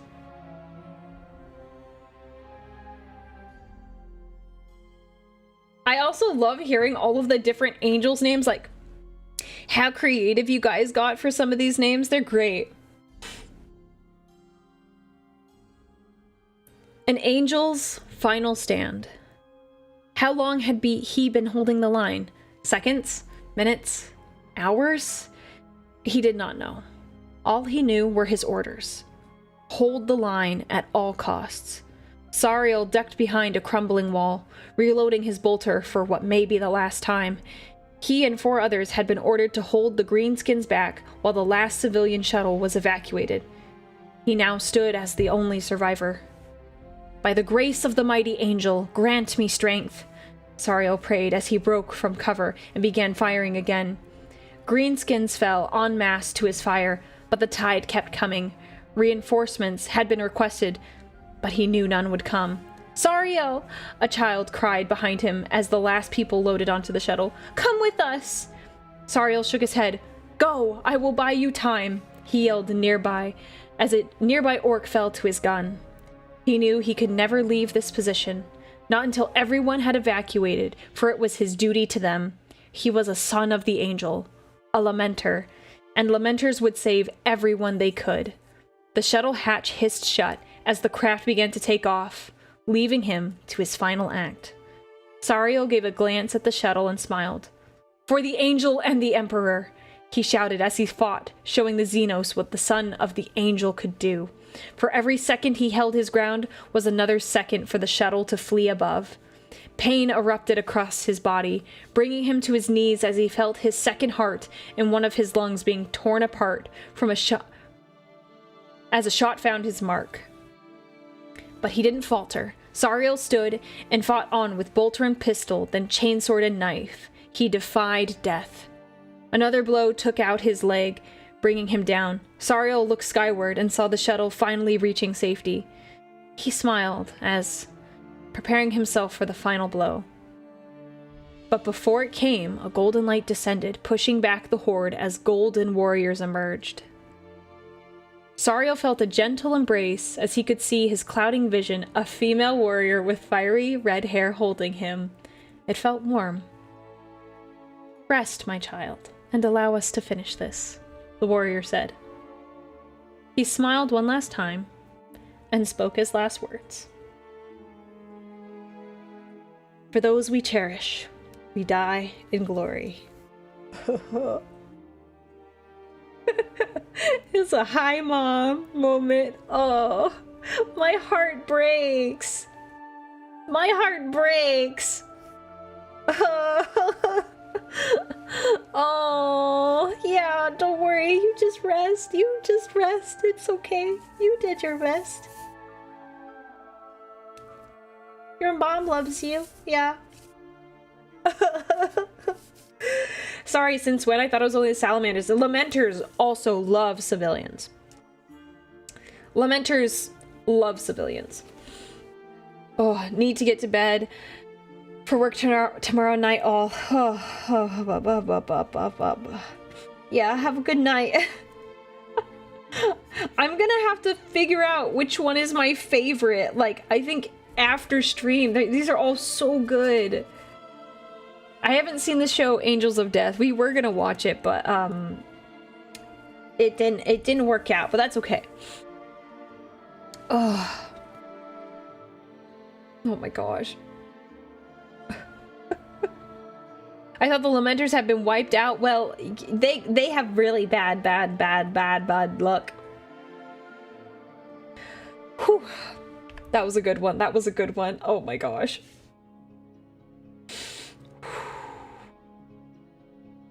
Okay.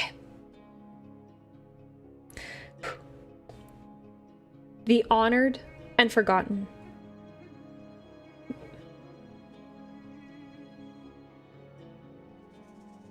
It's Mavris. Mavris looked around before quickly ducking into the armoring hall. She'd been here a few times before to retrieve parts for her master, the head artificer aboard the Crimson Vow.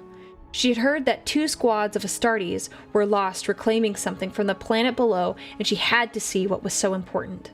This might be her only chance, as every tech priest was repairing the ship's grievous injuries. Scanning her surroundings, she searched for anything new, anything of importance. Quickly, she was disappointed. The only thing of note was a large block of gilded black ceramite. Slowly, she approached the box. Was this it? Hesitantly bracing her hands on it, she pressed her ear against its icy surface. A muffled thud caused her to jump back, yelping as she did. "Mavris," a low voice from behind startled her for a second time, spinning to see that it was an Astartes. Lord, Demetrius, I'm sorry, my lord. Forgive me. I didn't mean to abandon my duties. She quickly stuttered, tears in her eyes, knowing she had no excuse. "Calm yourself, Artificer. I'm not here to chastise you. I'm here to say farewell to him," the Blood Angel reassured.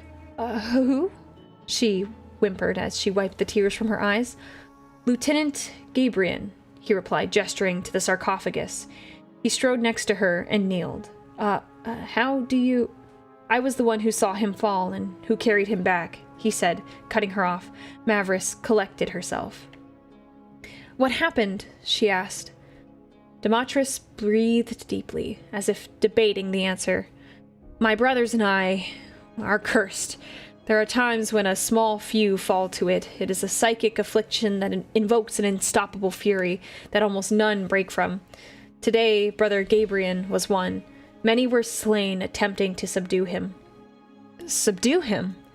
He is a danger to all, even to us, but we wish to retrieve him because he was a hero. Will he be honored then? His names and deeds will be honored and remembered, yes, but he will be lost and forgotten. Dematris answered sullenly, his crimson gauntlet caressing the empty nameplate. Both became quiet for a moment before Mavris spoke again. Lord? Yes? Have you ever felt the curse? Dematris glanced at her for a moment before looking back at his lost brother, letting the silence be his answer. Ooh. That, my boy. Oh no, dude.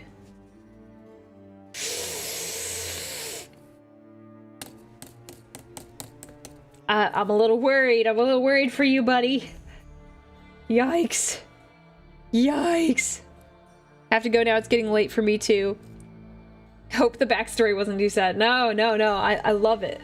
I love these stories. They've been great. They've been fantastic.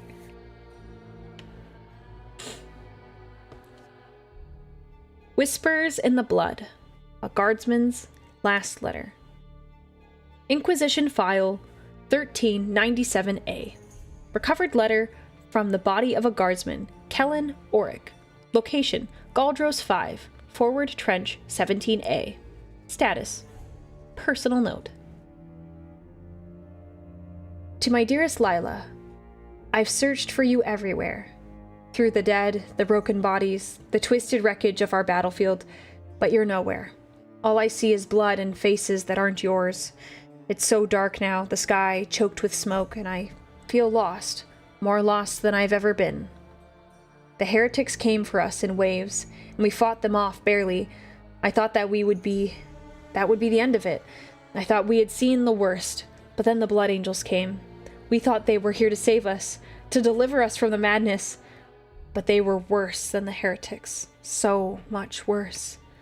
I watched them descend from the sky, their red armor gleaming, their movements swift and deadly. At first, they were everything we expected, precise, brutal, unstoppable. But then I saw the truth. They weren't just killing, they were feeding. I watched one of them grab a heretic, tear off his helmet, and bite into his neck. He drank the blood, drained him like an animal, and then he smiled. His eyes, Lila. They were black, endless black. And they burned into me. They weren't human eyes. They were something far darker, far older. I saw them, and I felt the abyss reach into me. His gaze is burned into my soul. I barely escaped, stumbling through the bodies, through the screams. I don't know how I'm alive. My side is torn open, my blood spilling out into the mud. But I think it's over now. The pain is fading, the voices are back. The same ones I heard in their eyes. They tell me I'll see you soon. They tell me this blood is beautiful. A gift. I'm coming, Lila. The blood is almost gone. I'll be free soon. I'll be with you, and the darkness will never touch us again. With all the love I have left, Kellen. End of letter. Further investigation required by Ordo Hereticus. Oh no.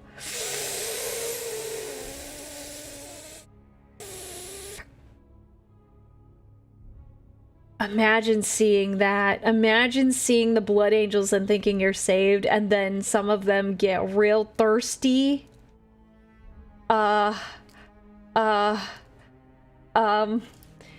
Yeah, or even seeing them going to the Black Rage. Oh my gosh.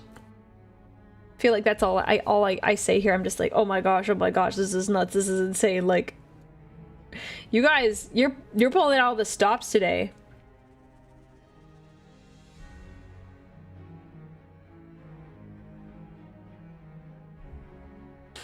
Pulling out all the stops. That last sentence was a nice touch, it was. Oh, okay, I remember I remember this one. Ode to Witachar, yeah. Ode to Witachar's Wail.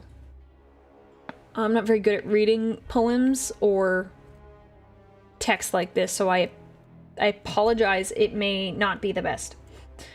To the Emperor's call we all desire, ascending our souls above all dissolution. One man heeded, to nay an angel he aspired. Witachar his name, truly empty of delusion. He fought and bled at the angel's fall. He victorious became, an angel unsullied.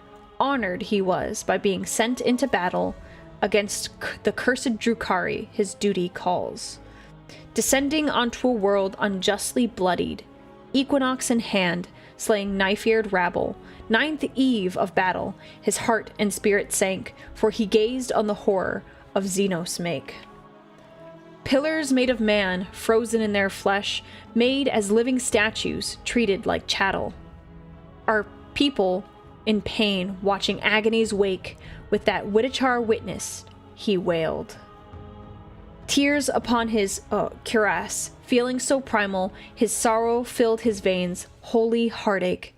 But blood soon boiled, his rage unveiled, his eyes purified, the scourge to unmake. Witachar slashed to slay, and slew he did, unrelenting his stride, smell of death fresh. Days upon days his blade never ran dry, Witachar crushed Eldar, who ran and hid.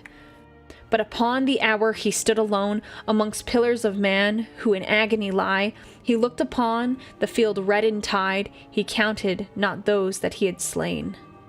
But Witachar counted the dead who served, and the innumerable masses unjustly taken. He wailed and whimpered upon his thought, to what madness caused such a nerve. But then Witachar saw the putrid sight, slavers capturing those believed forsaken, so he ran after the slavers he fought, into their cursed dominion of frozen hearts. From the end of the night of strife, screams of the Eldar, a symphony of art. To this day we remember Witachar's tale, not for himself, but for the Imperium, he wailed. Ooh, that was fun. That was fun. That was fun to read. I'm so sorry. I'm not very good at reading poems, or like I don't know the best way to read a poem.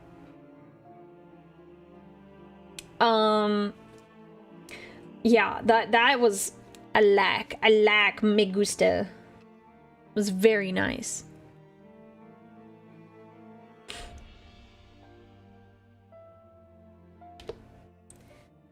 Crimson Tide. Blood. The iron and copper scent of blood filled the aspirant's mind, washing away what had come before. Family mattered not. Youth was unmemorable. Even his name was unnecessary. Only the blood remained. Only the blood mattered. Did not know how long it had been so. How long the unstemmed dream of blood had lasted. Dream. Unexpectedly, a memory dredged itself from the crimson tide, making itself known to the aspirant. A chalice, a draught, then this, the ocean of blood. Thoughts returned then, like crabs to the shoreline, of trials and toils, the deeds of before, who he had been, who he was to be. His name still eluded him, however. The crimson tide still hid that pearl from him, taunting the aspirant with the lure of knowing himself in full, of being all he was meant to be. The blood called to him, and he answered, eager to plumb the depths of his purpose. His memories passed him now, other memories unfamiliar to him. He saw a beast made of many clamp its jaws upon a planet and felt the sting of fear for a brief moment. Desperate vessels were drained of blood and camaraderie until only the dregs remained. Iron and flesh bound a shattered world, casting it in bitter shadow. A towering gate was purified in the fire of war, blood and fury its sacrament. Brother fought brother, The angel faced the War Master. I have gone too deep. He felt it before he saw it. A beast of the deepest trenches, a thing which never should have been, but it was regardless. An abomination whose vile tendrils pierced the soul of every son of Sanguinius. An abomination that had now pierced the aspirant as well, filling him with its twin poisons of grief and hunger.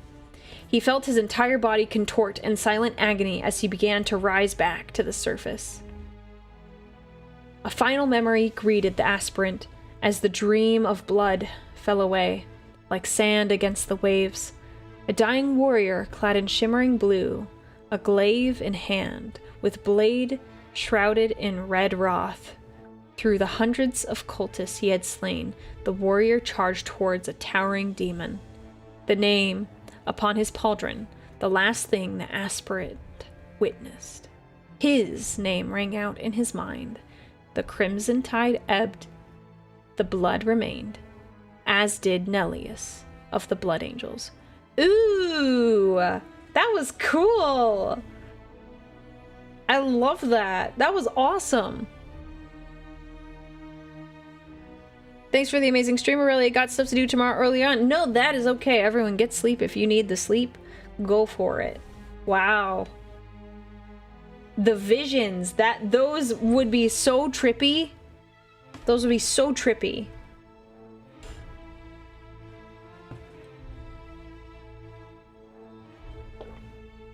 I don't envy you having to choose a winner. I thought I was like, oh, I'll choose one live, and I don't know if I'm capable of that.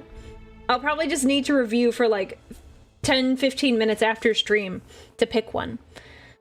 Like, woo! Like, we're gonna need to pick some things out. I don't believe in angels. Yet. At the Siege of Terra, the World Eaters and the Blood Angels had declared war on each other in the most gruesome of ways. Both legions attacked each other with chainswords, bolters, and even their fists when called for it.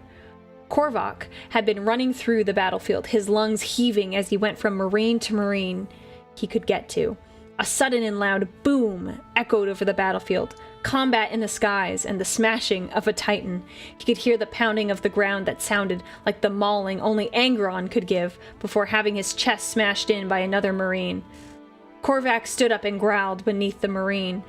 Behind the marine was a downed comrade, and he would get to them. Korvac drew his power sword, which flickered to life, as did the other marine. "Traitor! I'll have your head on a platter." While blades clashed, they could hear the Titan come crumbling down behind them. Korvac could feel the sweat drip down his face as he dueled with the Blood Angel Apothecary, both men trying to save their brother from the other before they heard the fire of Infernus, and that's when he saw the Angel rise. Close to 11 feet of golden warrior stood, his white wings covered in soot and dust, but still shone like they were glowing.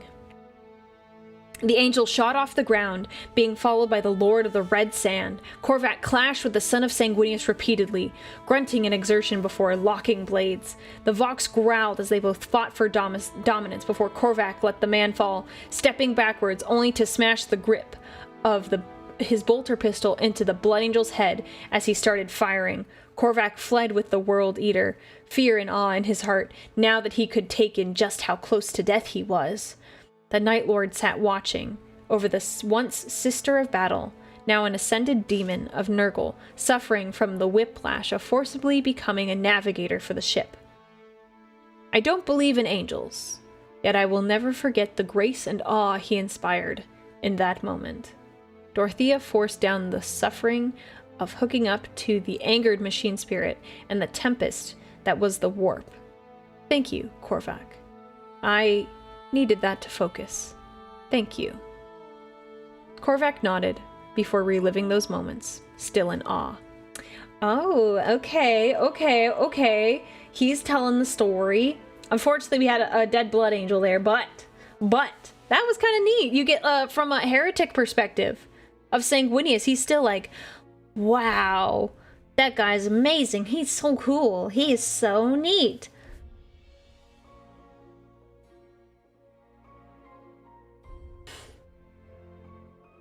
I'm glad you liked it. I tried my best. It was good. I liked it. I like all of these. I am happy to everyone who submitted something. It's definitely a scary thing to like put it out there and then like, you know, I'm gonna read it. But like I appreciate that you guys have taken the time to put something together. I really like it.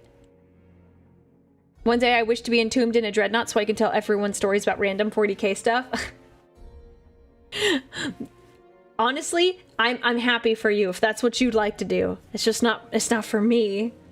I might tag out because I have a thing to do. Glad you enjoyed the Crimson Tide. Yes, I love these stories. I love doing these streams. It's the second one and I really liked it. Perfect scars. My master's scars are perfect. I wring out the sponge into the pail from the dispensary. The fluid is clear, its odor a tang of counterseptics. My slender hands are pale from its touch, week after week of my lord's deployment. My lord is already deep in his morning prayers. He does not notice as I run the sponge over the blood crusting his back. The counterseptic foams slightly wherever the blood touches, turning the sponge pink. He does not care for himself, though. Do you think that heresy to say? To admit that one of Sanguinius' sons neglects his duty to himself? Yet look at how he returns to me, still stinking of bile from a termagant's venomous spines. Of course I criticize him. I keep my breathing steady and scrub. The scars are still covered. I switch from the sponge to the brass fiber brush. I force it across his skin, stripping away layers of crusted sweat, blood, and toxin. I am in no danger of interrupting his devotions. He knows my touch, and a mere mortal woman like myself is not strong enough to upset his reverent posture. The tang of counterseptics mingles with the sweet reek of incense. Finally, the scars peek out from under their covering of blood. He does not speak of them, but my grandmother passed down the story. Eldar stole our master from the battlefield as he lay near death. They restored him, then tested evil magics and torturous sciences against him for endless horrible months before his battle brothers caught and purged the Xeno. He refuses skin grafts that would heal the scars. His brother's skin is perfect.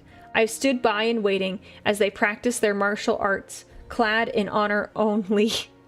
Yet my lord's scars are perfect too. He has made them so. My great-grandfather was master of ink and needle. For my lord he crafted plasteel points that would pucker even a blood angel's holy flesh. For years he toiled endlessly, night after night, weaving of ink and scar a tapestry across my lord's own body. My brother renews the ink by night as I clean my lord by day. I drop the brass fiber brush and return to the sponge. A smile steals unbidden across my face. My master's scars ripple slightly with the play of the muscles under his skin. They are perfect, and so is he. Ooh. This is a fun... look at all these fun takes.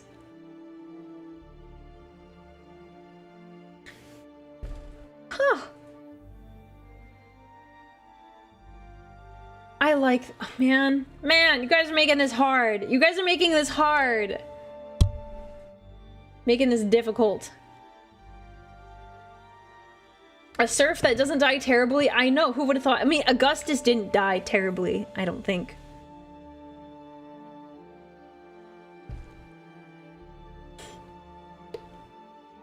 Blood Hunters. Belisarius' Call presents the Blood Angels with their first true Primaris chapter, formed from a chimeric gene seed of the Blood Angels and the... It's redacted. Why is that?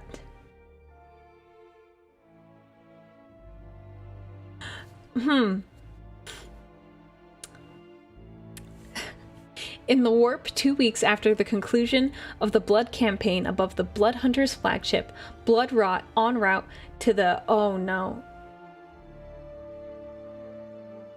Someone help me. Someone help me, please. Someone help me. I don't know this word. Tizidum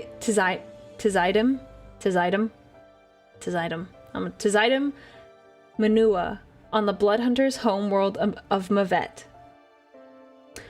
Baldwin, do you think it was wise to leave the artifact with those greedy, hungry tech priests? Alexander, the chief librarian of the Bloodhunters, inquires of the tall man standing, looking out into the warp through the large window in the chapter master's personal chambers. Tizayadim? It's Hebrew. I can't pronounce. Tizadim? I'm gonna say Tizyadim. Sorry. Be calm, my friend. Those tech priests answer directly to Magos Catronia.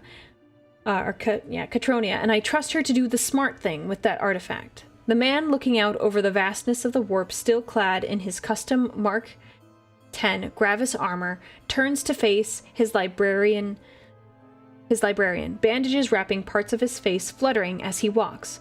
But sir, that Magos has a reputation of doing some heretical things, even for mechanicus such as Alexander. Baldwin yells in a gnarled, raspy tone before letting out a heavy sigh. You would do well not to badmouth the woman who saved my life when this affliction threatened to end my life. Alexander lets out a sheepish, apologies, sir. Alexander, walk with me. As they exit the chapter master's chambers, Alexander takes his time to examine his chapter master's armor. You might not want to get that gash. You might want to get that gash in your pauldron fixed, sir. Motioning to Baldwin's shoulder with the large slash cut across his left pauldron, cutting through the logo of the Bloodhunters. Two black scimitars crossed in an X shape with the tier of ball resting upon them. Ah, it would appear that filthy Eldar's sword cut me deeper than I initially thought. Now, Alexander, have you seen Emerson around anywhere? The Master of Sanctity? Alexander looked around. No, my lord, I haven't. That's a shame. I could use some of that light of the Emperor he was always chanting about. As they are making their way through one of the observation decks, a voice comms on the Vox broadcast. Chapter Master Baldwin, you are needed on the command deck. We are about ready to enter real space. Well, Baldwin said, time we headed back to that barren desert world we call a home. Did I? Ooh. Okay, I was just making sure. Is this a custom chapter? That's kind of cool. That's kind of cool.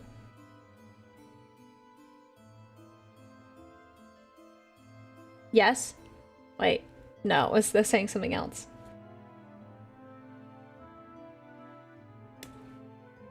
Don't trust those tech priests. They're a little sus.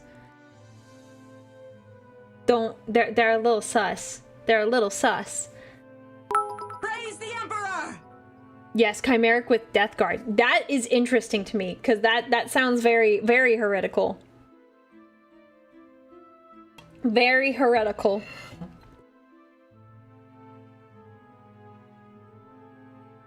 Yeah, I could not guess the heretic earlier. For this again. Kindness to a friend. Back at the fortress on Baal, Raphael was putting the finishing touch to the statue of his friend Artaud. As he was polishing the surface of the statue, he was remembering the last time he laid eyes on his lifelong friend. The battlefield was brushed by a burning wind, and in the back, piles of orcs were burning. Raphael was looking his friend in the eyes, the perfect visage of Artund forever imprinting on his mind. Artaud. Raphael tried to shake off the memories, focus on the work, but they were in the thrall of melancholia. Artaud took a step toward his friend, his chainsaw roaring. Then a detonation. A sound so familiar to Raphael, yet that time it felt different. It felt like his entire world tilted with that sound, forever imbalanced. Raphael let his hand fall down, his statue finally finished, and looking up at the visage of his friend, a few tears rolling down his face, that memory never leaving him. That detonation, so familiar. Raphael's bolt gun, a single shot to his best friend's head, stopping the madness. Artaud was lost to the black rage, and now that the Xenos were down, he was turning against his brother. A last kindness of a friend, stopping him before he tarnished his honor. Raphael was only praying that when his time came, someone else would do him the same kindness. We should have a kill count. We should have a kill count for these streams. Oh my gosh. Ugh. Lord Hork, thank you so much for the membership. Thank you for joining us. Welcome to the Legion. I hope you are enjoying this stream. I'm gonna cry. I'm just gonna keep crying. I'm just gonna keep crying. Oh my gosh. You guys are the ones, you killed all these people. That one was my story. It's very good. I'm sad.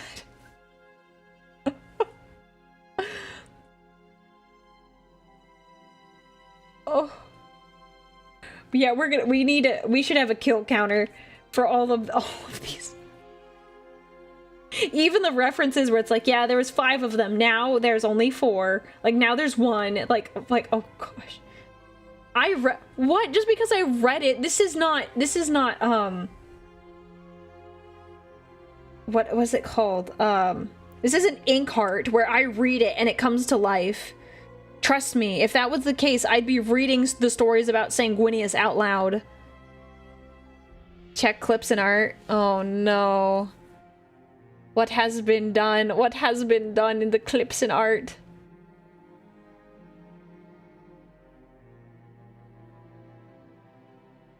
You really gotta kick me while I'm down. You really gotta do that.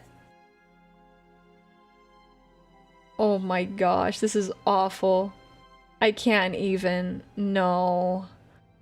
Oh, no. If you want to see this abomination, I'm not putting it up on the screen. If you want to see it, you have to go to the Discord. One of our resident artists has made art of Aurelia. Oh no, it's bad.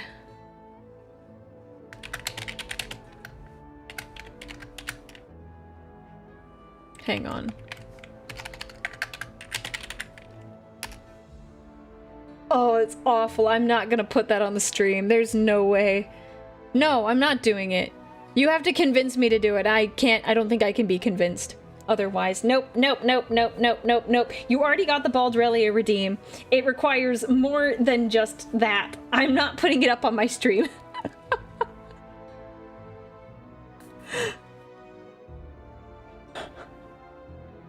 Oh my gosh. No. It'd be rude not to. I'm not gonna do it. I'm not doing it. What did I join into? I just got here and heard Aurelia. We're in the middle of a subathon, and they got the redeem where they can make me bald, and it's very cursed. It's very cursed. And then one of the artists in the Discord made art of me. It is awful. I mean, it's good, but it's awful.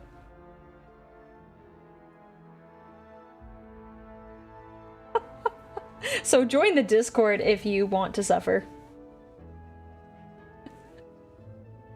Oh no, this is horrible. I've made mistakes. I've made mistakes, chat. Brothers, stand firm. On the shattered moon of Arachnus IV, Sanguinius stood alongside his brothers, Lionel Johnson and Rogaldorn. They had been drawn there by the siege of traitor forces on the sector's defenses, trying to make a new foothold for Horus's advance toward Terra. The desolate surface stretched before them, littered with the remnants of defenses that had once guarded the moon. But now, a rising tide of chaos tainted the landscape, a roiling mass of traitor marines and demons and their demon allies. The 3 Primarchs exchanged a silent understanding. There would be no retreat here. To achieve victory or fall in defeat rested all on their shoulders. Dorn, ever steadfast, raised his storm shield, planting himself like a bastion. Let them come. I will see this place made into a fortress of broken traitors. Sanguinius nodded, his eyes bright with the fire of righteous wrath. We'll meet them as one, brothers. They may shatter against us, but they will never break us. The lion drew his blade, his gaze icy and unyielding. We strike hard and fast, cut off the head, and leave them leaderless. Chaos will falter in the face of true strength. As the traitors advanced, Dorn held the center, his shield and fist unyielding as he absorbed the enemy onslaught. His defenses were impenetrable, each strike calculated, brutal, and final. Behind him, Imperial fists reinforced his flanks, refusing to yield a single inch. Sanguinius soared above, a flash of wings and golden armor against the swirling darkness. He descended upon clusters of cultists and demons, his blade a streak of light cutting through the chaos. His fury was radiant, an inspiring sight for loyalists and the death sentence for traitors. On the right flank, the lion carved through enemy champions with cold, relentless focus. He was a storm of precision, every move designed to dismantle the enemy ranks. The Dark Angels fought with silent resolve, every fallen foe a testament to their loyalty. Foreshadowing. I did it. As the battle raged, the Primarchs formed an unbreakable front. The enemy wavered, their courage broken by the sight of Sanguinius, L. Johnson, and Dorn standing as one. The traitors were in full retreat, the moon's surface reclaimed. In the aftermath, the three Primarchs stood amid the rubble, silent but resolute. Together, they had been a bulwark against darkness. And though worse lay ahead, this day was a reminder of what brotherhood could withstand. Oh, that was nice. That was nice. Very much. I liked how you kind of got to see the relationship with the brothers. It wasn't like too much, but like you get a highlight of each one. Are we talking about my head? We're not even paying attention anymore. It's just, her head is weird. Yeah, it's weird. I know. I didn't want to do this redeem, but we did. Because I knew you guys would find it funny. Just looked at it and that's gross. Yeah, it is gross. It is gross. I warned you. I told you. Don't say I didn't warn you.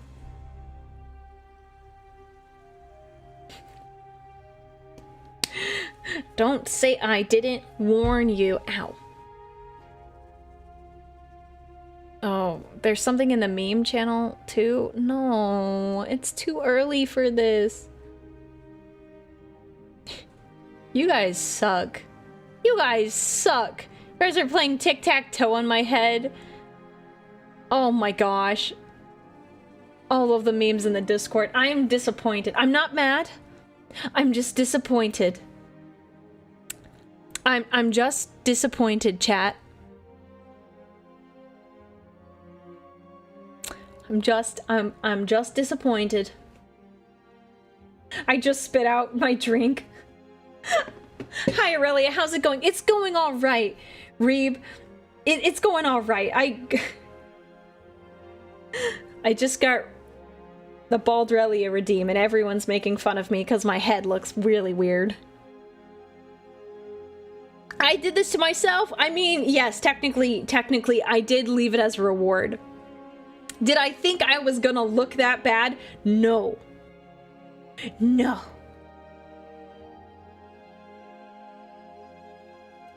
By the way, Aurelia, I can make a kill count when the VOD comes out. Are we counting Astios as a casualty? Sure, we can count him. We count him. Aside from curse art, does the Discord have vibes? I mean, I think it does. I think it has vibes. It has vibes. You can talk about all the fun Warhammer stuff there. Honestly, it's great. I love it. One of my admins, Onyx, did a great job putting it together, and I'm very, very pleased with it and how it's laid out. So, I mean, but don't ask me, ask the other people, because I am 100% biased. Very biased. Very, very biased.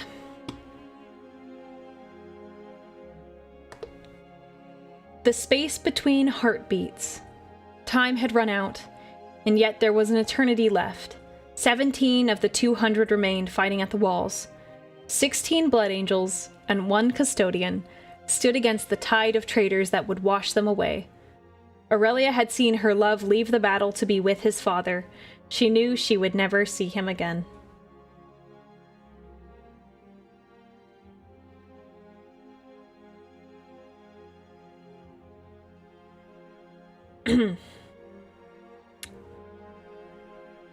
Oh gosh.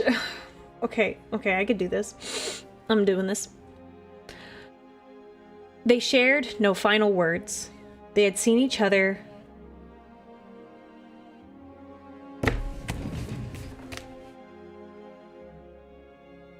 I can't do it. I can't do it. Oh my gosh. Oh. I can't do it. You can't make me.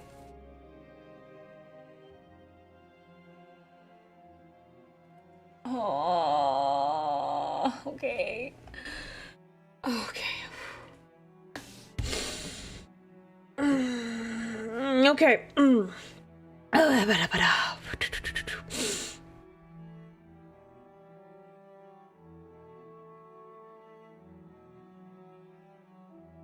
Okay. They had seen each other for the space between her heartbeats. That was an eternity ago. Too many heartbeats away. She knew something had happened a heartbeat before her adopted sons of the Ninth knew.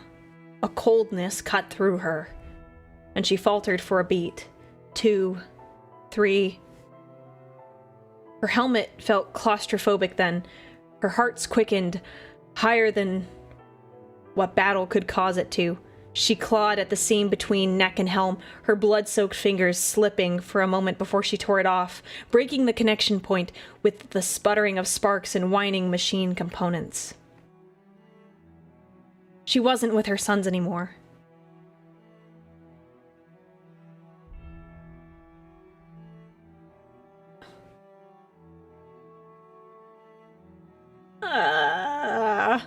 Why do you do this to me? Okay. Oh.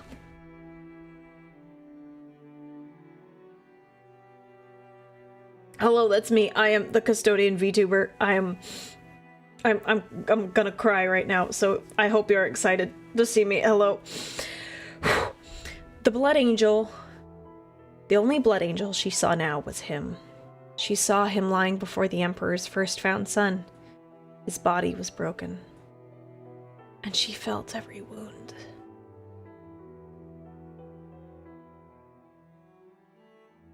Her eyes filled with crimson tears. She tried to will her body to move. It had to be a lie. Aurelia knew it wasn't. For a moment, she was human. Fear, despair, anguish, sorrow. It washed over her in one terrible moment that wouldn't end. The bloody tears turned her eyes into deep crimson pools. Her despair turned to rage, and her rage was black. The Blood Angels saw their dead father one heartbeat after her, but they fell faster. The Astartes dropped their weapons as their eyes bled, their canines lengthened, and they surged forward with sanity gone and blood burning hot. The traitors thought for a moment that they had found a breaking point as the angels dropped their arms. They discovered their mistake in the next heartbeat.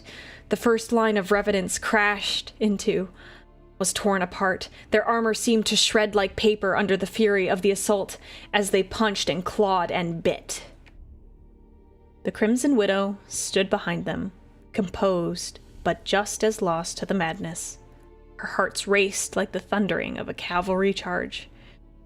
In the space between each following heartbeat, the traitors died. All right, I'm gonna take a moment. I'm gonna take a moment down here. Don't mind me. Oh gosh.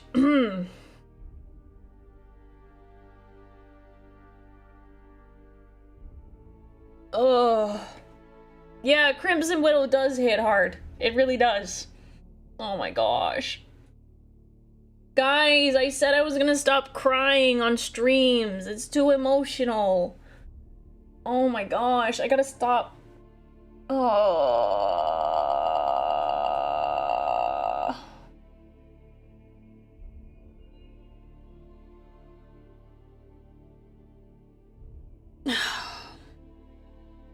I'm gonna be okay. Give me 5 business days. What a great way to start, like, to end this subathon. Honestly, I think this is one of my best ideas I've ever had. got beat up harder than Sanguinius. No, you're so mean. What the heck, man? What the heck? Just let a girl cry. Just let a girl cry in peace. Oh my gosh.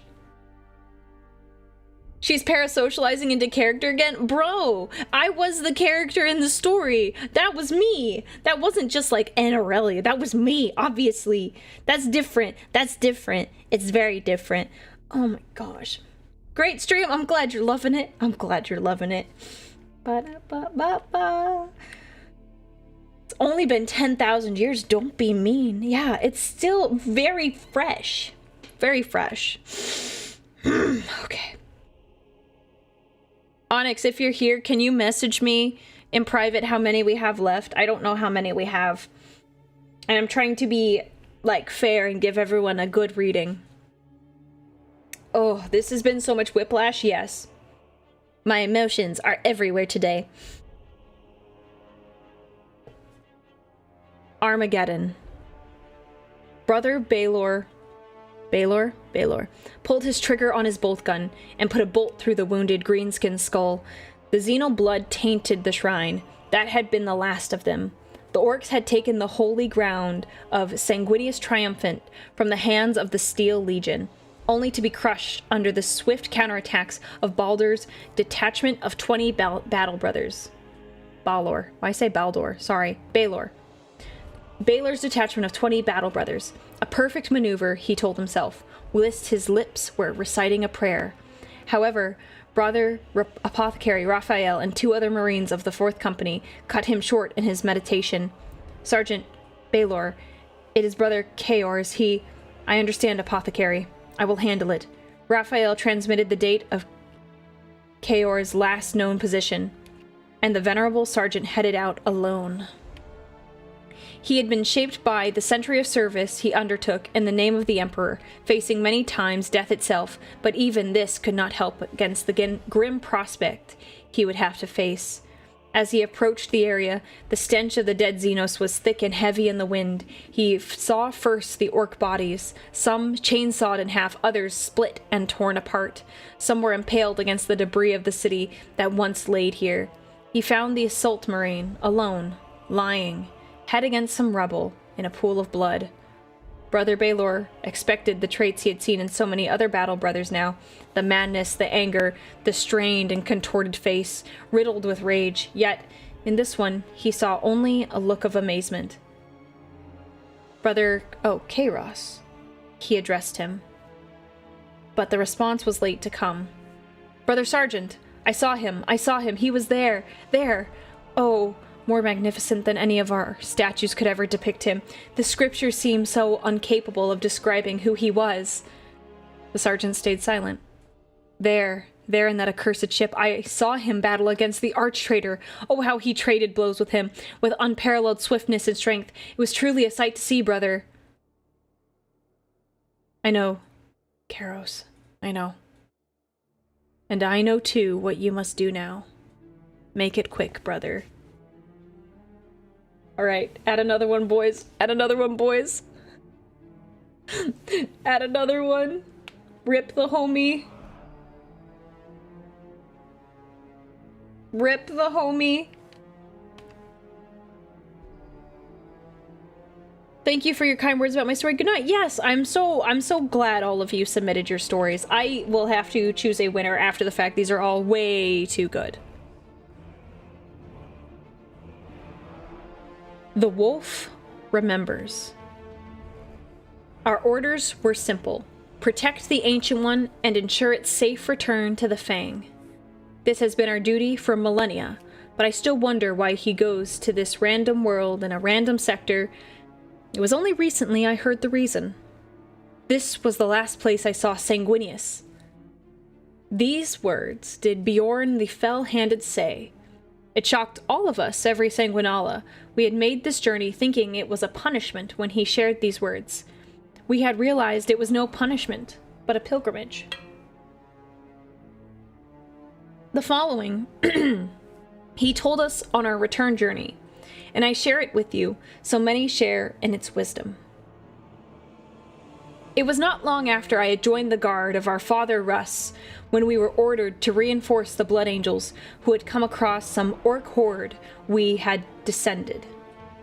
And the bay doors opened to reveal him. The ancient wolf took a moment before he continued. I pity you youngsters because you won't ever get to witness the angel in full, but even more because you did not get to see what I did. Bjorn laughed with a brittle laugh and said, when battle was joined, it was like looking at a blizzard. Lord Russ brought the icy wrath of Fenris, and the angel in his wings brought the sharp winds, but that is not what I want to share with you, young wolf. I could feel his gaze upon me. I noticed wherever the angel flew, the Wolf King followed, no matter what foe was between them, and when the fight was done, I heard the angel ask, "Why do you follow me, brother?" Only for our Lord Russ to say this in return. A moment, but I could not tell all who were here are entranced in this tale. It does not matter to me that you are so great a fighter. You are still my younger brother, and as long as I breathe, you do not ever have to fight alone. Oh my gosh, that's so sweet! I never knew Russ to be of the sentimental type. That is so sweet. That's adorable, honestly. That is so cute. I love it. I love that.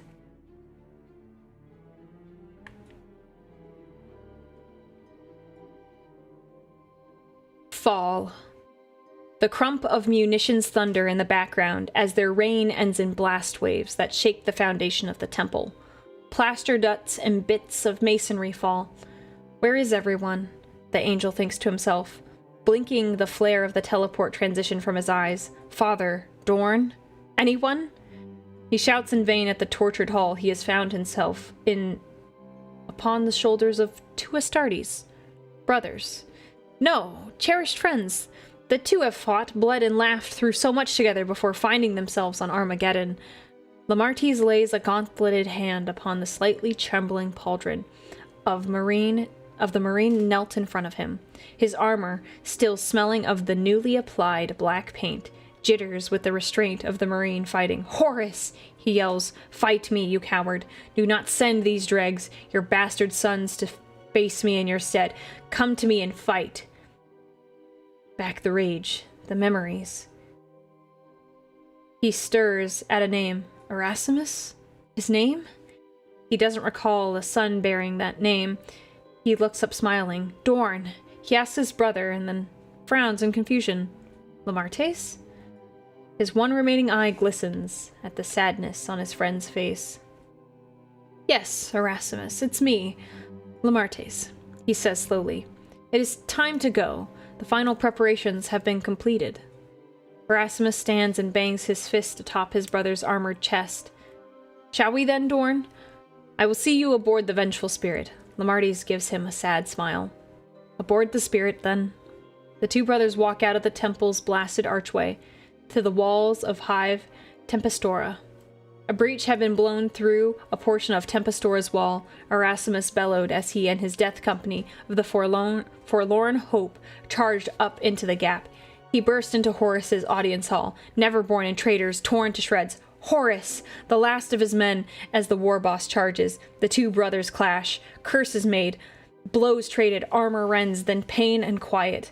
The angel looks down at the claw buried into the palm of his chest. His life draining down his waist, then legs. He looks up at his brother. A snarl of hatred stares back as Erasmus kneels, bloodied and broken. The war boss stands over him, power claw poised. Erasmus raises his left gauntlet and makes a fist. 4 bright las beams take the war boss's head off. Both combatants fall, succumbing to their wounds. Dang. He got him. Good job. Good job. You got him. You got him. I'm proud of you.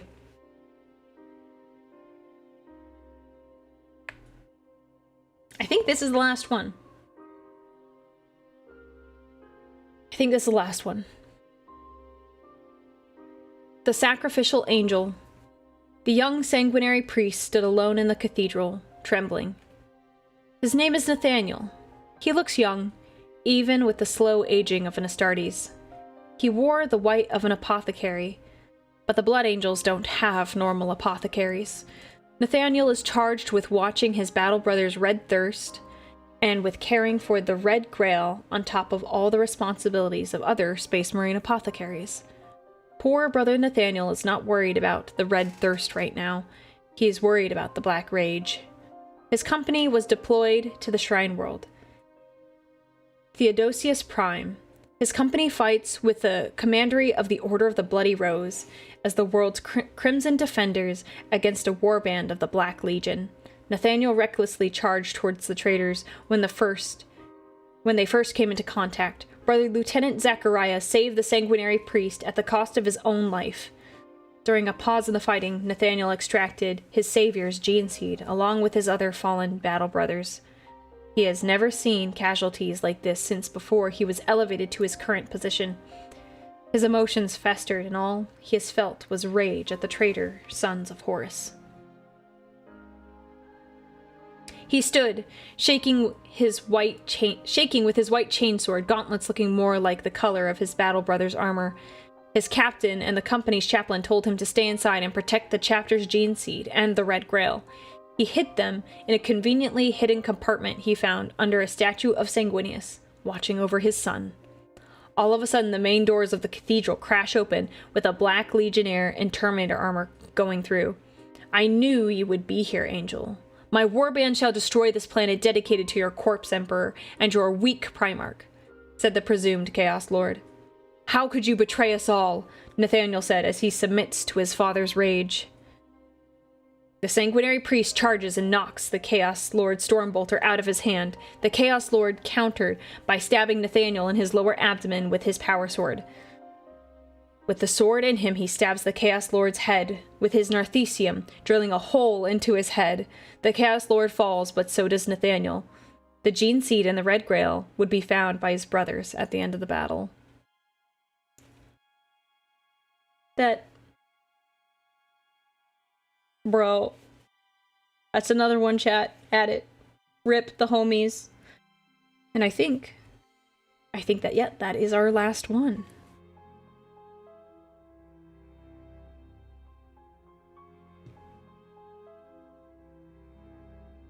Those were all so lovely.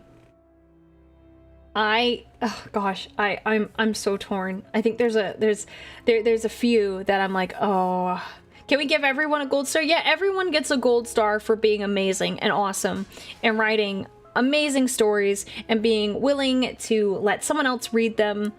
I immensely enjoyed them. Definitely made me emotional. It definitely made me very, very emotional going through everything. So thank you. Yes, yeah, we'll get... I think someone's already on putting together a kill count. Yeah, someone's putting that together because there's already so many. We rolled a nat 20 for emotional damage. Yeah, it was pretty brutal. It's, oh gosh, but thank you everyone for submitting something. I'm down to chat for a little bit more before we officially end Vampire Week. Before we end Vampire Week, I am grateful to everyone who participated, who just hung out with me and just got to chat with me during this and ask all the questions. 4 whole death companies lost. Yeah, there's a lot of companies that got lost. The bravery to show your passions to others in earnest. Some may call it sanguine. Haha, I see what you did there. I see what you did there. I see what you did there. I'm gonna take a sip of my water really fast. Because I'm thirsty.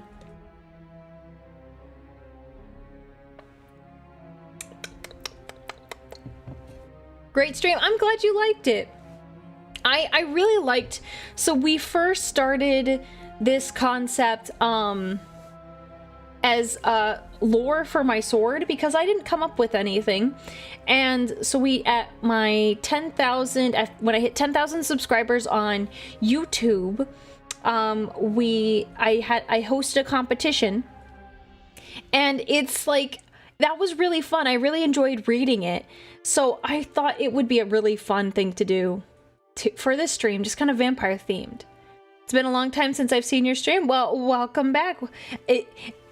I hope you enjoyed all of my reading. The first contest was fun. Man, I would hope you'd think it's fun, Kybernicus. You're the one who won. So I will choose someone. I will choose my favorite story, and I will announce it in the Discord server, which you should join. If you have contributed in any way to the subathon, like, please join, because we will have some extra polls for some of the rewards that we have.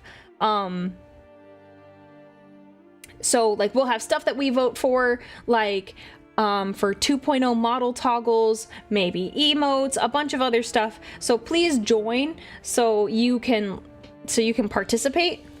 And also I have all the fun announcements there. Thank you for the gold star, but I still feel a little inadequate about mine. The word limit really guts my writing, I feel, but I crave the challenge. Yeah, unfortunately, like, I mean, let's see. I know we got distracted by Aurelia, but it's been about 3 hours, and we got through about 30 stories. So, like, unfortunately, I have to limit them, because otherwise it's gonna take us years to get through all of them. Nice stream. I should paint my Angels and Carmine Death Company sometime. You should.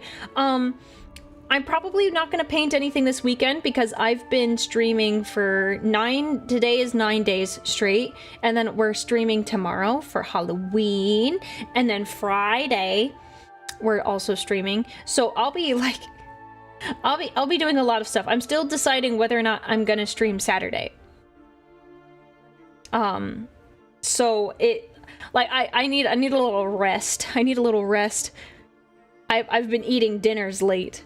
These stories and your streams in general make the lore of Warhammer sound interesting, but I know my habit will kick in. I'll go into a lore rabbit hole free fall. That is, honestly, if you get into the Warhammer lore, there is so much to discover, and I haven't even read, like, all. No one's gonna have ever read all the books, but, like, there is so much to uncover, and I only wish to know more and more about Warhammer. I find the lore absolutely fascinating. The characters are wonderful, even Erebus. I hate Erebus. But just the stories of brotherhoods, of sacrifice, courage, honor, it's too good. And I feel like we need more of those stories. I feel like we need more of those stories. I'm sorry, I gotta go. No, don't worry about it. Don't worry. I'm just happy you were able to make it for even just a little bit of time today. Amazing storytelling stream, Aurelia. The Drakari lurking in chat. Thank you for the delectable emotional roller coaster. Yeah, they really wanted to give me pain. They really, really wanted to give me pain. So, yeah. But anyways, Warhammer has got, like, so much content, and I think, like, these stories are very, very good. And I much prefer them over some other books that I've read. Just makes me happy. So I thank you to everyone who participated. Getting to watch these streams and going to one of my local game shops really makes me want to start painting again. Do it! I have painting streams, and we can just vibe, and we can hang out, we can paint our miniatures. It's wonderful. It's a good time. Why not do a story contest once every month or bi-monthly? Give us contests to stretch the imagination. Yeah, I want to do more stuff. I liked this themed week, so maybe I'm trying to figure out the best way to structure it, because I want to do, like, and I can't always promise there's going to be a reward, but I really like reading these, and I think it would be nice to, it definitely expands my ability to, yeah, voice act is a very loose term here. But it helps me with, like, speaking for long periods of time for streams. I think the next story contest should be the Baneblade one. Great suggestion. You're absolutely right. It should be the Baneblade one.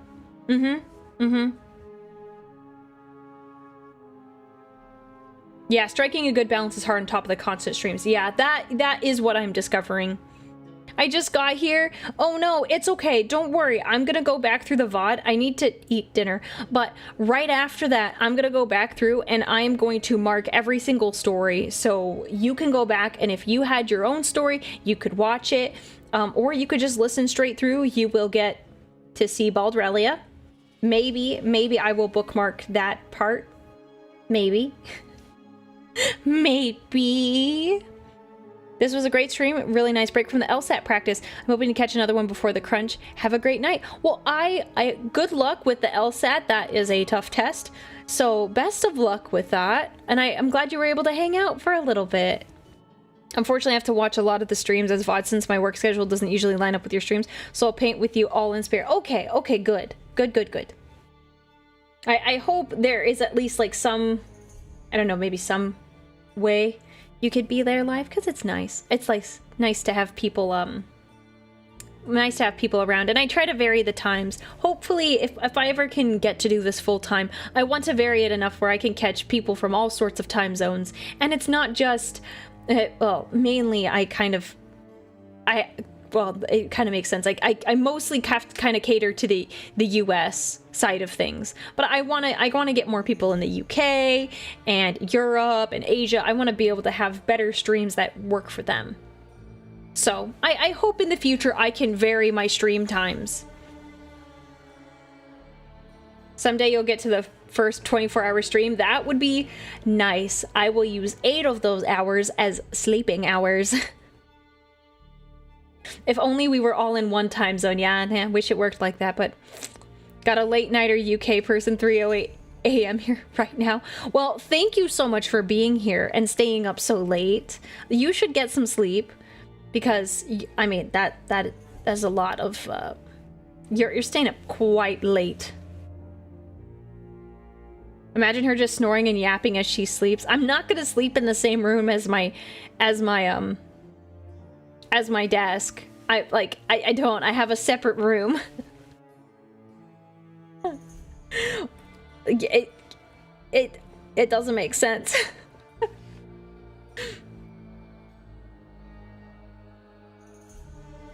It doesn't make sense. It's fine. Don't rush. Eating dinner is important. Okay. I won't rush too much, but I will rush a little bit.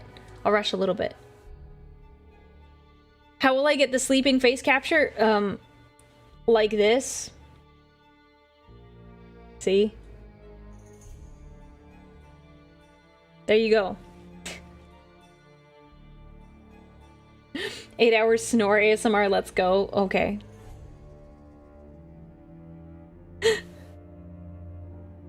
Oh, yeah. 24-hour stream, that sounds nuts. Do people who do the 24-hour streams, do they eat on stream too? Do they eat on stream as well? 'Cause I mean, it feels like the sort of situation where you have to like order food or something like that. So Megalodon, oh yeah, she is doing one. Oh, we should look for people we can raid. Thank you for reminding me. We need to look for raid options. We need... Okay, let me see. Let me see. Yeah, we're gonna find people. I'm also gonna look on YouTube too. Most order food. Ah, man, that kills me on the inside though. Maybe I'll make like sandwiches or something like that. That's the only thing I can like think of. Okay, let's see who we have that is the live. Trying to see if any of the idle EN girls are around.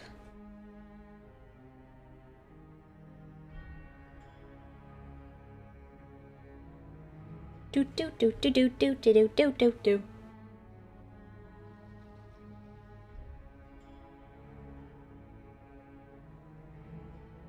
Oh, we can raid Maeve. She's on, I think she's, let me see if she's on Twitch.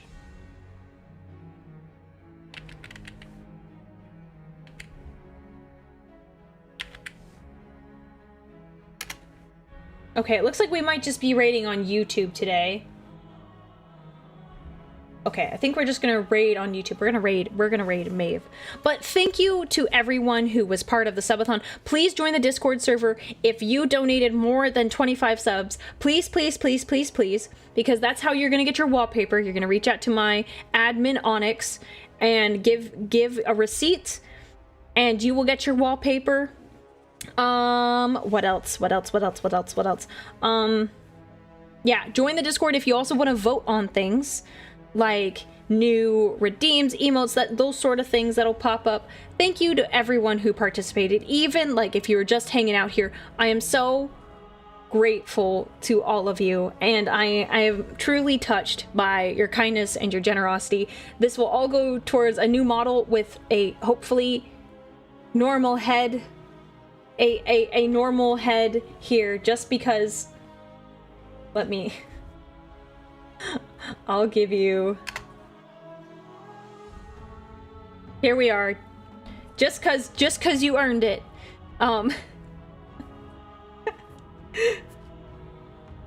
right. It's like jingling the keys. I will be setting everything else up for future me singing Imperium Girl, all of the other rewards. I'll set all of those up. You get 30 seconds of this.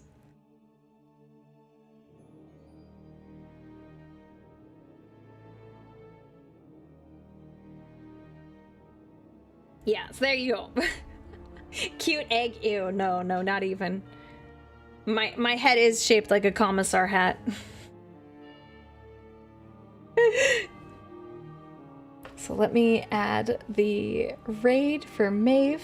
Because she raided me, but I haven't had a chance to raid her back, so I'm glad we can do that. Oh, sweet. Oh my gosh, I didn't know if we'd make it. We are now officially, chat, we are at 3,000 subscribers on Twitch. Henrique Verissimo 2024, you are our 3,000 subscribers, so thank you so much. Thank you very much. I also am just so happy that this is been a very good, I don't know, this is a very good year so far. So thank you, everyone. We're gonna raid Maeve. It looks like she's playing Alien Isolation with her dad. And honestly, that sounds so fun. 3,000 subs or followers? Sorry, followers. Followers on Twitch, sorry. Subscribers on YouTube are different. Those are followers. It's weird. It's weird. So, thank you, everyone. Twitch, I don't really have anyone for us to raid right now, but we'll figure it out later. Join tomorrow. I have a freaky Halloween outfit that you are really gonna want to see.